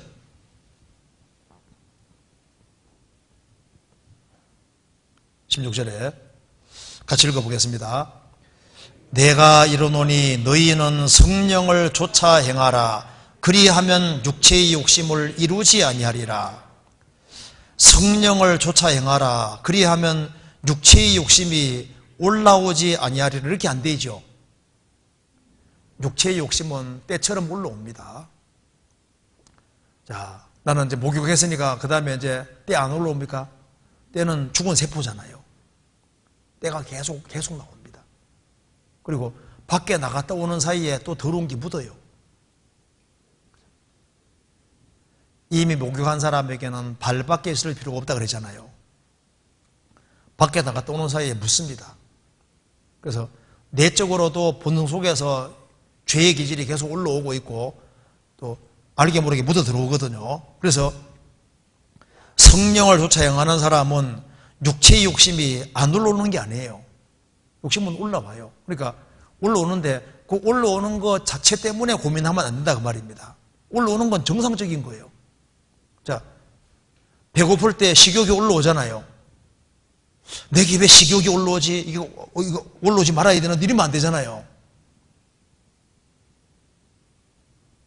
그래서 욕심이 올라오지만은 그걸 딱 꺾고 통제하면은 괜찮은 거예요. 근데 욕심이 올라오는 것 자체 가지고 때문에 그것 때문에 고민하고 괴로워하면은 그거는 좀 안 맞는 얘기다 그 말입니다. 그래서 유혹 같은 걸 받을 때 돌이키면 되는 거예요. 주님 도와주셔야 하면 된 거거든요. 그렇잖아요. 내가 왜 유혹받지, 왜 이제 이렇게 고민하면 이건 도가 지나친 거예요. 그래서 루터가 이런 얘기했습니다. 마르틴 루터가 새가 내 머리 위를 날아다니는 건 내가 못 막는다. 그런데 내 머리 위에 둥지 트는 건 내가 막을 수 있다 그 말입니다. 그리고 스치고 지나가는 생각은 내가 못 막는 거예요. 그런데 그 생각을 받아들여서 주둔시키는 건 내 책임이거든요. 그렇잖아요. 그래서 여기에 이제 금욕과 절제도 조금 다릅니다. 식욕은 원래 하나님이 주신 것이기 때문에 적절하게 먹는 것이 맞는 거예요. 금욕이라는 건 뭐냐면은 식욕이 원래 주어져 있는데 식욕 자체를 아예 없애려고 죽지 않을 만큼만 조금씩 먹여주는 그 금욕이잖아요. 결혼이라는 제도를 주님이 정하셨는데 결혼이란 자체를 아주 아예 싹 부정해버리면 그 금욕으로 가는 겁니다. 결혼 정년기가 되면은 결혼하는 게 그게 정상적인 거예요. 정상적인 게. 그렇잖아요. 성경은 절제를 말하지 금욕 말하는 게 아닙니다. 본성이라는 걸 하나님이 주신 거거든요. 그리고 여기에 내가 분명히 이제 안 할 수도 있는데 안 그럴 수 있는데 일부러 내 의지와 타협해서 악을 범하는 경우는 그건 내가 한 것이라고 인정을 해야 됩니다. 성경에 욕을 하지 말아야 되잖아요. 그런데 욕하는 걸 내가 반복적으로 한다. 이럴 경우에는 내 의지를 내가 동원하고 내 습관을 만든 거기 때문에 그걸 고쳐야 되는 거예요. 그건 내가 욕하는 것은요, 욕을 하는 것은 내 습관이고 그걸 하나님 탓, 마귀 탓 돌리면 안 되고 육신 탓으로 돌려도 안 되고 그건 고쳐야 되는 거예요. 그래서 우리가 의지를 동원해서 할 수 있는 것은 최대한 고치려고 노력해야 되는 것이 맞는 겁니다. 그래서 성경에서 능동으로 표현되어 있는 건 그리 하라고 되어 있는 거예요. 할 수 있는 걸 하라고 되어 있는 겁니다. 그렇잖아요. 나는 남편에게 순종이 안 돼요 합니다. 순종이 안 되는 겁니까? 안 하는 겁니까? 솔직히 순종이 진짜 안 되는 거예요? 안 하는 거예요? 남편이 인격적이지 못하기 때문에 순종이 안 된다고 하거든요. 근데 안 되는 게 아니라 안 하는 겁니다. 남편이 막 열을 팍팍 내는데 막 순종이 안 된다는 거예요. 근데 열을 팍팍 내도 순종할 수 있습니다. 왜? 이제 화를 한번 낼 때만 참기만 하면은 1억씩 탁탁 지워주면요. 참아요, 못 참아요? 참을 수 있어요, 없어요?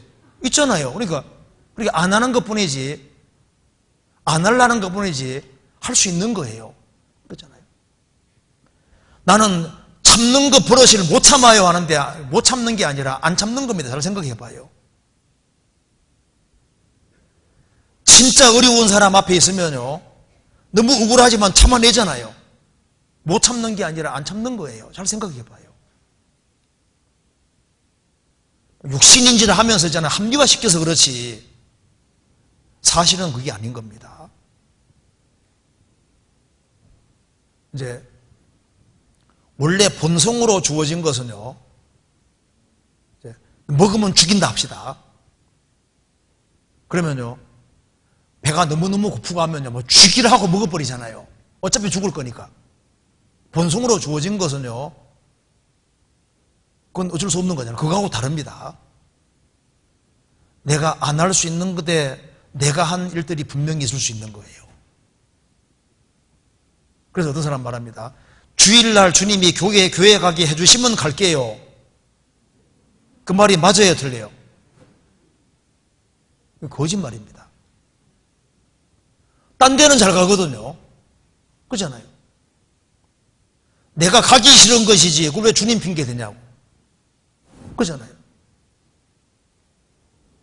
그래서 나는 못 참아서요, 그게 아니라 안 참는 겁니다. 그리고 그리스도인들은 성령의 도우심을 구하면 성령께서 도와주세요. 로마서 8장 보시겠습니다. 결심을 굳히고 안 하려고 마음을 먹고 굳히고 하면 주님 또 도와주십니다. 로마서 8장 보시겠습니다. 8장 26절.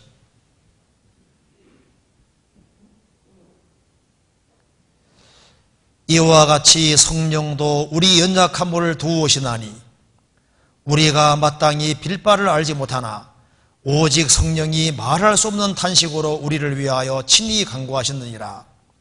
이와 같이 성령도 우리 연약함을 도우시나니, 성령도 도우시고 34절에 누가 정죄하리요 죽으실 뿐 아니라 다시 살아나신 이는 그리스도 예수시니 그는 하나님 우편에 계신 자요 우리를 위하여 간구하시는 자시니라.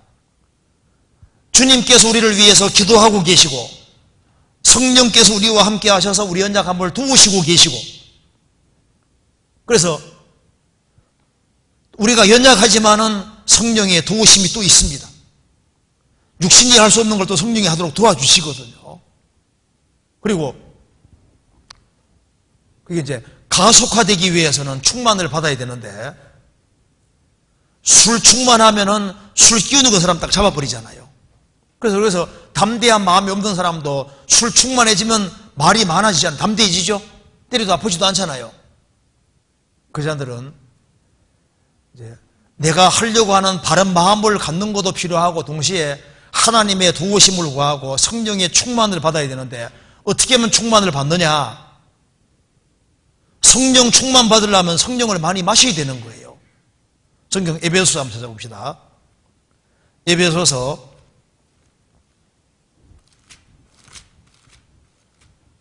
5장 18절.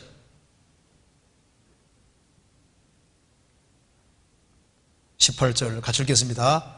술 취하지 말라. 이는 방탕한 것이니 오직 성령의 충만을 받으라. 술 충만해지려면 방법은 하나밖에 없습니다. 어떻게 하면 됩니까? 술 많이 마시면 돼요. 술 많이 마시면 무조건 충만하게 되잖아요. 그죠? 그러면 성령 충만하려면 성령을 많이 마셔야 되는데 어떻게 마시냐 그 말입니다. 자, 무엇이 영인지 봅시다. 에베소서 6장, 요한복음 6장 봐봐요.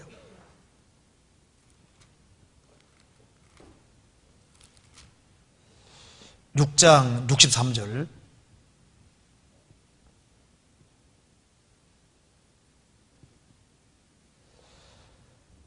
살리는 것은 영이니 육은 무익하니라. 내가 너희에게는 말이 영이요 생명이니라. 살리는 것은 영이니, 이 말씀은 살리는 것은 성령이시니 그 말입니다. 영혼을 살리고 영혼을 새롭게 하는 것은 성령의 능력입니다. 살리는 것은 성령이시니 육은 무익하니라. 육신적인 것은 살리는 데는 무능하다, 무익하다는 겁니다. 그러니까 영혼을 살리고 세우고 새롭게 하는 건, 육신적인 건 아무 소용없다 그 말입니다. 오직 성령만이 영혼을 살리는데, 내가 너희에게는 말씀이 영이요 생명이니라. 말씀이 영이고 생명이기 때문에요. 어떻게 충만하게 되느냐? 실제로 말씀을 충분히 듣는 사람은 진짜 충만하게 됩니다. 말씀이 영혼 속에 안 들어가서 그렇지, 말씀을요 충분히 들어봐요. 그러면요 진짜 충만하게 됩니다. 잠언 23장 시작합시다. 잠언 23장.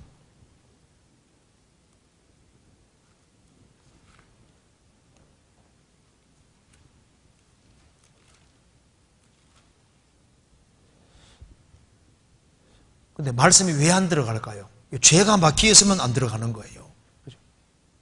죄 때문에 이 말씀이 안 들어가지, 죄만 딱 포기하면요, 죄만 딱 포기하면은 성령 영혼 속에 아주 강력 역사는 자기가 알 수 있다니까요. 그래서 제가 읽어보겠습니다. 잠언 23장 29절.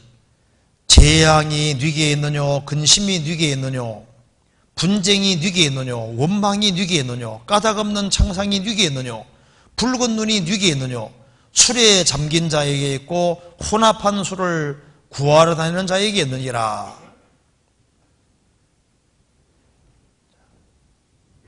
술 때문에 많은 재앙이 생깁니다. 근심되는 일이 생기고, 분쟁 다툼이 생기고, 원망이 생기고, 까닭없는 상처가 생기고, 붉은 눈이 생기고. 그래서 이 살인 사건이 있는 데는 거의 술이 있습니다. 술 먹고 난 다음에 사람 죽이는 거예요. 그러니까 술 충만하면 별짓 다 할 수 있습니다. 그래서 여기 술 충만하려면 술에 잠긴 자에게 있고 혼합한 술을 구하러 다니게 있느니라.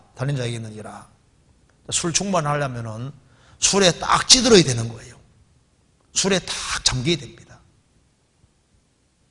그리고 혼합한 술을, 독주를 찾아다녀야 되는 거예요. 술자리를 좋아하고 거기 앉아있는 걸 좋아하고 술 친구들이 많고 술 많이 마시면은 그 사람은 술꾼이 되는 거예요. 그럼 술꾼으로 살잖아요. 성령 충만하려면은 어떻게 해야 될까요? 성령을 많이 마셔야 되는데 어디서 마시느냐? 구원받은 무리를 좋아해야 돼요. 그리고 하나님 말씀이 영이고 생명이니까 하나님 말씀을 열심히 듣고, 많이 읽고 많이 듣고 많이 배우고, 크리스찬과 함께 있는 자리를 좋아하고 같이 교제하는 거 좋아하고, 그러면은 그 사람은 충만하게 될 수밖에 없어요. 술 충만하게 됩니다. 성령 충만하게 되는 거예요. 그렇잖아요. 그래서 여기에 저는 처음 말씀을 배울 때 참 행복을 얻기 위해 구원받아야 한다고 배웠습니다. 또 구원받는 것은 이제 죄에 세방되었다, 죄의 자유게 되었다고 배웠습니다. 하지만 정말 죽어서 영원한 지옥이 아니라 영원한 천국에 갈 수 있는 것은 너무나도 감사한데, 삶이 반복되는 죄로 면목이 없고, 이 반복되는 죄라는 말이 약간 문제가 있습니다. 왜냐하면은 이게 반복되는 죄라는 것이 사실 죄가 아닌 것을 죄라고 생각하는 경우가 많거든요. 그래서 이 죄의 본성 자체가 없어져야만 죄 안 짓는 거로 생각하는 그것 때문에 면목 없다고 하는 경우가 많은 거예요. 그래서 아니 무슨 반복되는 죄를 그렇게 많이 지키기가 쉬운 게 아닙니다. 그렇지 않습니까? 죄송해서 행복하지도 즐겁지도 않습니다. 사실 그러자니 고의적으로 죄 지으면 죄하고 즐거움하고는 이게 상극입니다. 죄 지으면 즐거움이 깨어진다는 말이 맞는 거예요. 시편 51편 보시겠습니다. 다윗이 죄를 지으니까 구원의 즐거움이 깨졌잖아요. 12절 51장 12절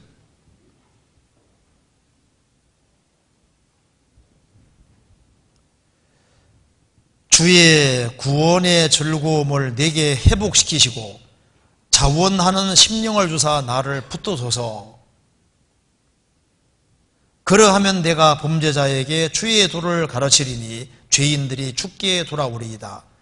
주의 구원의 즐거움을 내게 회복시키시고, 다윗이 살인죄와 간음죄를 지으니까 구원이 없어진 것이 아니라 주의 구원의 즐거움이 깨져버린 거예요. 큰 죄를 지으면 즐거움이 크게 깨져버립니다.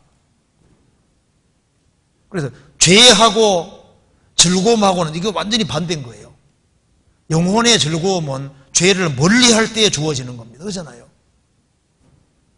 죄 가운데 살면서 즐겁다, 행복하다, 이건 거짓말인 거예요. 그렇잖아요. 그래서 구원받은 사람은 부족한 것이 있습니다. 잘못 사는 것이 있으면 정말 뉘우치고 돌이켰으면 용서해 준 것도 믿어야 되는 거예요. 그리고 부족한 것이 있어도 일단 잊지 말아야 될 것이 있습니다. 하나님은 나를 항상 사랑한다. 그건 잊지 말아야 되는 겁니다. 자식이 부족하면 사랑 안 합니까? 아니에요. 부족해도 항상 사랑합니다. 내가 이렇게 넘어지는 것이 많은데 사랑할까? 사랑합니다. 그러니까 내가 부족하고 넘어지는 것이 많다 할지라도 항상 사랑한다는 걸 알아야 되고, 그래서 나는 항상 아버지가 있고 돌봐주는 분이 있기 때문에 복 있는 사람이라고 생각해야 되는 거예요. 그렇잖아요. 그래서 여기 이제 보면은 정말 죽어서 이제 영원한 지옥이 아니라 영원한 천국 갈 수 있는 것은 너무 감사한데, 이제 자기가 죄 짓는 일이 있기 때문에, 넘어지는 일이 자꾸 있기 때문에 이제 행복하지 즐겁지도 않다. 그리고 전도할 때 행복에 대해 말을 꺼낼 수 없다. 이건 잘못된 겁니다. 전도할 때 행복하다는 건 구원받을 때 행복했잖아요. 그러니까 구원받으면 행복하다고 얘기해야 되는 게 맞잖아요. 근데 보통 물을 때 지금도 행복하냐, 이건 별로 안 묻잖아요. 지금도 기쁘냐, 그건 별로 안 묻잖아요. 성경에서 항상 기쁘다고 안 되어 있습니다. 기뻐하라고 되어 있잖아요. 항상 행복을 느끼는 게 아닌 거예요. 그렇잖아요. 오라 나는 공고한 자로 탄식도 느끼잖아요. 탄식 느끼지만은 행복자인 것이 맞고 행복한 것이 맞습니다. 그렇잖아요. 사실 행복한 거예요. 그리고 왜 행복하냐면 하나님의 행복자라고 선언하고 있잖아요. 불순종할 때 징계받는 것도 그 행복입니다. 그러잖아요. 내가 넘어져도 붙잡아 일으키실 하나님 아버지가 계시니까 행복한 거잖아요. 꾸지람해 줄 수 있는 분이 있다는 게 얼마나 행복한 거예요. 내가 넘어질 때 꾸지람해 줄 분이 없다는 게 그게 진짜 불행인 거예요. 행복이라는 것 자체가 개념이 잘못되어 있는 거, 개념이. 내가 행복을 잘 못 느껴도 행복한 겁니다. 하나님이 행복하다고 선언하면 행복한 거예요. 하나님이 사랑하신다면 사랑하는 거예요. 용서했다면 진짜 용서한 겁니다. 그잖아요. 그리고 내가 죄 지었을지라도 정말 돌이키면은 주님 용서해 줬다고 믿어야 되는 거예요. 성경이 그렇게 되어 있잖아요. 성경이. 자, 그래서 예수님은 죄에서 구원할 자라고 마태복음 1장에 나와 있는데, 아들을 낳으리니 이름을 예수라 하라. 이는 자기 백성을 저희 죄에서 구원을 자이심이라고 그랬죠. 그게 먼저는 예수님은 죄의 형벌에서 우리를 구원하시는 분이고 또 죄의 세력에서 구원해 가시는 분이고 주님 재림하시면은 죄 자체에서 완전히 해방시켜 주시는 분인 거예요. 그리고 우리가 죄에서 벗어나기 위해서는 반드시 의지를 동원해야 된다고 성경은 말하고 있는 겁니다. 로마서 6장 보시겠습니다.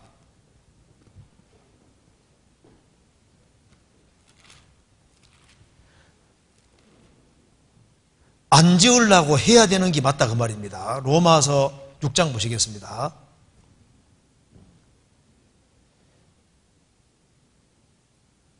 10절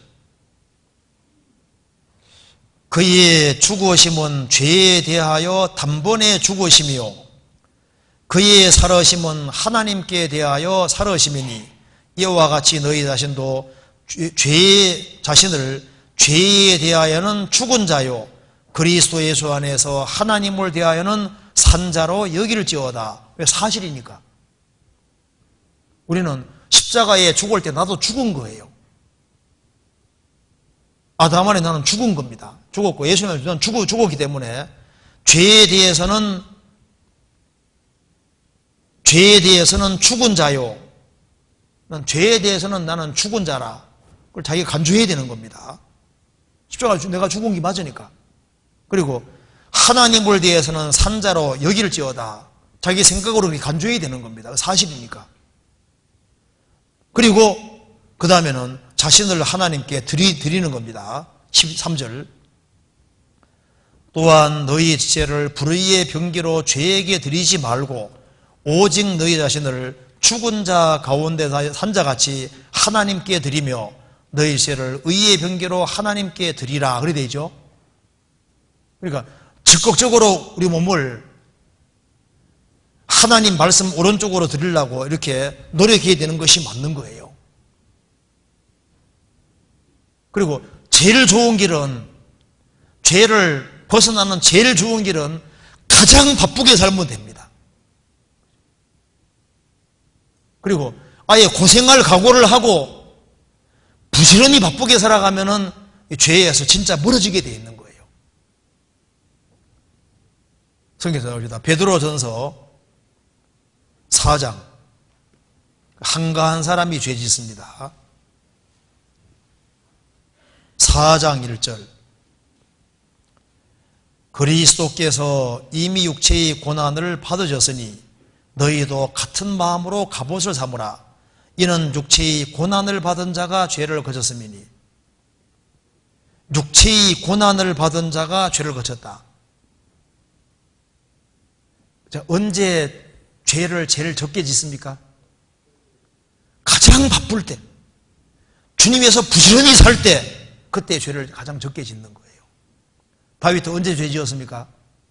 전쟁터에 있지 아니하고 왕궁에 있으면서 한가하면서 늦게를 났잖아요. 오후 늦게를 났습니다. 늦게를 나서 마음이 다 풀어진 거예요. 한가하고 할 일이 없으니까.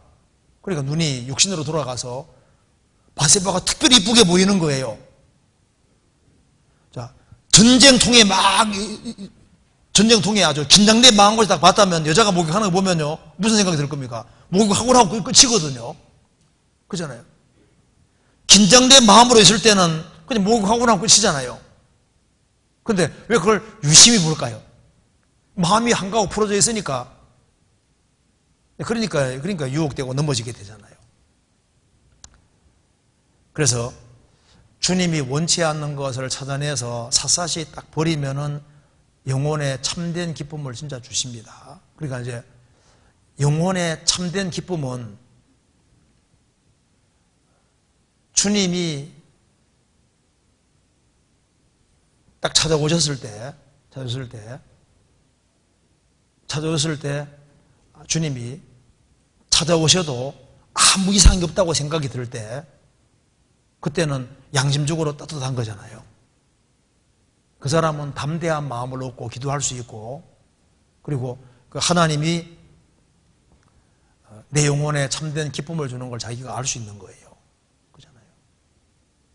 이제 그리고 또 한 가지는 이제 이제 구습이라는 게 빨리 안 벗어지잖아요. 구습이라는 게 있어서 이제 자꾸 넘어지는 일이 있을 수 있잖아요. 넘어졌을 때 노재단 뒤에 뭐가 있습니까? 물두멍이 있잖아요. 아이고, 빈대도 낯짝이 있지. 한두 번 뭐 짓는 건 몰라도 계속 반복의 죄를 짓는데 나 하나님 사랑 안 할 거야 생각하면 잘못된 겁니다. 원수인 나를 하나님 사랑하셨는데 내가 하나님과 원수일 때도 사랑했다면 하나님의 아들 된 나는 더욱 사랑하신다는 걸 알아야 되는 거예요. 무슨 말 이해되세요? 그리고 내가 죄를 많이 지어도 세상에 나보다 억수로 죄를 많이 짓는 사람도 주님 사랑하시잖아요. 구원받기 원하시잖아요. 그리고 그런 사람도 나오면 구원해 주셨는데 하나님의 아들 된 나를 사랑 안 하시겠습니까? 그러니까 넘어질 때 벌떡벌떡 일어나야지 정상인 거예요. 그리고 내가 넘어질수록 하나님 은혜 보좌 앞에 더 나아가 더 매달리는 게 정상이라니까요. 그리고 내가 신앙생활을 못하기 때문에 더 적극적으로 모임에 나와야 되는 것이 맞는 거예요. 난 때가 많기 때문에 목욕탕 못 간다 하면 됩니까? 아니잖아요. 목욕탕은 때 많은 사람 위해 준비되어 있으니까 때가 많을수록 어떻게 해야 됩니까? 목욕탕에 가야 되는 거예요. 그렇지 않습니까? 창피하면 몰래라도 가야 되잖아요. 새벽 일찍이라도. 그렇잖아요. 그러니까 내가 부족하기 때문에 신앙생활을 하는 거예요. 교회는 완벽하기 때문에 신앙생활을 하는 게 아니라 부족하기 때문에 한번 잘 살아보고 싶어서 참석하는 거라니까요. 그러잖아요. 청년의 모임 참석할 때 신앙생활 잘하기 때문에 오는 겁니까? 아니잖아요. 부족하기 때문에 잘 살고 싶어서 오는 것이 맞잖아요. 그러면은 넘어지는 숫자가 적어집니다. 청년의 혈기도 많고 참 힘이, 그러니까 얼마나 혈기가 많아요. 하고 싶은 것도 많고. 근데 바둥바둥 보고 잘 살라고 하다가 넘어지잖아요. 그럼 마귀는 야 너는 넘어진 김에 그냥 누워 자라고 하든지 엎어지라고 하든지 이렇게 죽이거든요. 근데 또 벌떡 일어나서 또 열심히 그렇게 하셔야 되는 거예요. 그러다 보면 세월이 지나는 가운데 점점 덜 넘어지는 거예요. 그리고 여기 또 한 가지 알아야 될 것은 온전과 완전은 다른 겁니다. 자, 이 아기가 태어나면요, 아기 태어나면 처음에 울어젖히는 게 그게 정상인 거예요. 아기가 앙앙 우는 게 정상이지 아기가 태어나자마자 뛰어다니면 비정상이잖아요. 그러잖아요. 아기는 울어젖히는 그거 자체가 정상입니다. 창세기 1장의 모습이 원래 그 하나님이 6일 창조의 모습인 동시에 우리 영혼의 모습인 거예요. 혼돈하고 공허한 지구에 아무것도 없잖아요. 아무것도 없는데 하나님께서 빛이 있으라 하심에 빛이 있었고 그 빛이 하나님 보시기에 좋았더라. 자, 이 지구에 혼돈하고 공허한 지구에 거기에 무슨 생명체가 있어요, 식물이 있어요, 새가 있어요, 곤충이 있어요. 아무것도 없잖아요. 그런데 빛이 들어올 때 빛을 보시고 좋았다고 했잖아요. 아기가 태어나면 부모는 그 자식이 무슨 돈을 벌어야 아무것도 못하잖아요. 울기만 하는데 태어나면 무조건 좋았다 그러잖아요. 한 사람이 구원받으면 주님께서 구원받은 것 자체로 주님께서 기뻐하고 진짜 좋아하신다니까요. 그리고 이 지구가 아름답게 바꿔질 때 당장 확 바꿔진 게 아니잖아요. 첫째 날이 지나고 둘째 날이 지나고 셋째 날이 지나가니까 식물이 이제 생기고 또 그 다음에 또 나중에 시간이 더 지나가니까 이제 물고기도 생기고 새도 생기고 시간이 더 지나가니까 곤충도 생기고 동물 생기고 사람까지 생기지 않습니까? 그렇죠? 그러니까 조금 바꿔지니까 좋았다고 하셨잖아요, 주님이. 그렇잖아요. 아기가 태어나면 부모가 기뻐하고 좋아합니다. 울어젖히던 아기가 이제 드디어 뒤집었어요. 집에 경산하지요. 드디어 우리 애기 뒤집었다고. 여전히 똥오줌 못 가리잖아요. 근데 뒤집은 그거 가지고 좋아한다니까요. 그 다음에 이제 기기 시작하면요, 얼마나 좋아합니까? 그죠? 자, 이제 한 사람이 이제 구원받으면 주님 기뻐하잖아요. 그 구원받은 사람이 이제 교회 자리만 찾아도 주님은 얼마나 기뻐하셔요. 드디어 얘가 나오는구나. 자리 잘 찾아오는 걸 얼마나 좋아하겠어요. 아기 애기가 설라고 하다가 넘어지고 설라고 넘어지는 게 정상이죠. 한 번에 못 쓴다고 네가 왜 못 써 하고 때리고 이렇게 합니까? 아니잖아요.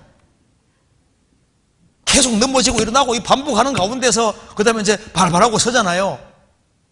우리 신앙도 마찬가지라니까요. 안 넘어지면 좋지만 넘어질 때가 있잖아요. 그래도 일어나려고 하고 그거 주님 귀하게 생각하신다니까요. 우리가 완벽해야 좋아하는 게 아니에요. 1살짜리 애기는 1살짜리 애기인 상태가 그 정상인 거예요. 그리고 2살, 3살 이렇게 하면서 이제 점점 발전해 가는 겁니다. 조금씩이라도 바뀌면요, 기뻐하는 거예요. 아세요? 그러니까 하나님은 우리가 조금씩 바뀌면 진짜 기뻐하십니다. 맞아요. 그래서 그 하나님이 사람을 키우는 거나 인생이 성장하는 거나 하나님의 사람 키우는 거하고 다 연결되어 있습니다. 똑같아요. 그래서 실망하지 말고 자꾸 일어나시고 그래도 여전히 나를 사랑하신다. 내가 이렇게 잘 살라고 발부둥 칠 때 기뻐하신다니까요. 아세요? 애가 어떻게 하나 일어나려고 막 있지 않습니까? 발부둥 칠 때 좋아하잖아요. 넘어진다고 해가지고 막 걷어찹니까? 아니잖아요. 막 두들겨 패고 하는 게 아니잖아요. 그 애쓰는 모습을 좋아하잖아요. 구원받은 사람이 열심히 살라고 하고 발버둥 치고 할 때 주님 기뻐하신다는 거 생각하셔야 됩니다. 그 질문 2개 하다 끝났는데, 예, 우리도 다음에 또 하도록 합시다. 예, 같이 기도하시겠습니다. 저희를 사랑하시는 하나님 아버지 감사합니다.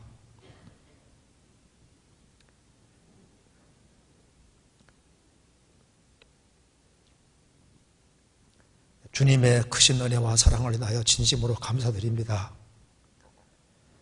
저희들이 연약할지라도 항상 도와주시는 것을 믿고 감사드립니다. 또 구원받은 모든 식구들 주 안에서 열심히 살고자 하는 마음, 또 잘 살아보고자 하는 마음이 다 있는 줄 압니다. 주님께서 그 마음에 격려해 주시고 또 주님께서 힘을 주셔서 주님을 기쁘시게 하는 삶을 살 수 있도록 저희들을 더욱 도와주시옵소서. 그리고 다음 주부터 있을 집회에도 주님이 함께해 주시고 또 불쌍한 영혼들을 주님 품으로 많이 인도될 수 있도록 주님께서 도와주시옵소서. 여기에 참석한 모든 형제자매들에게 크신 은혜와 사랑으로 함께해 주옵소서. 그리고 참석하지 못한 모든 구원받은 식구들에게도 크신 은혜와 사랑으로 함께해 주시고 도와주시옵소서. 주 예수 그리스도 이름으로 기도하옵나이다. 아멘. 네, 마치겠습니다.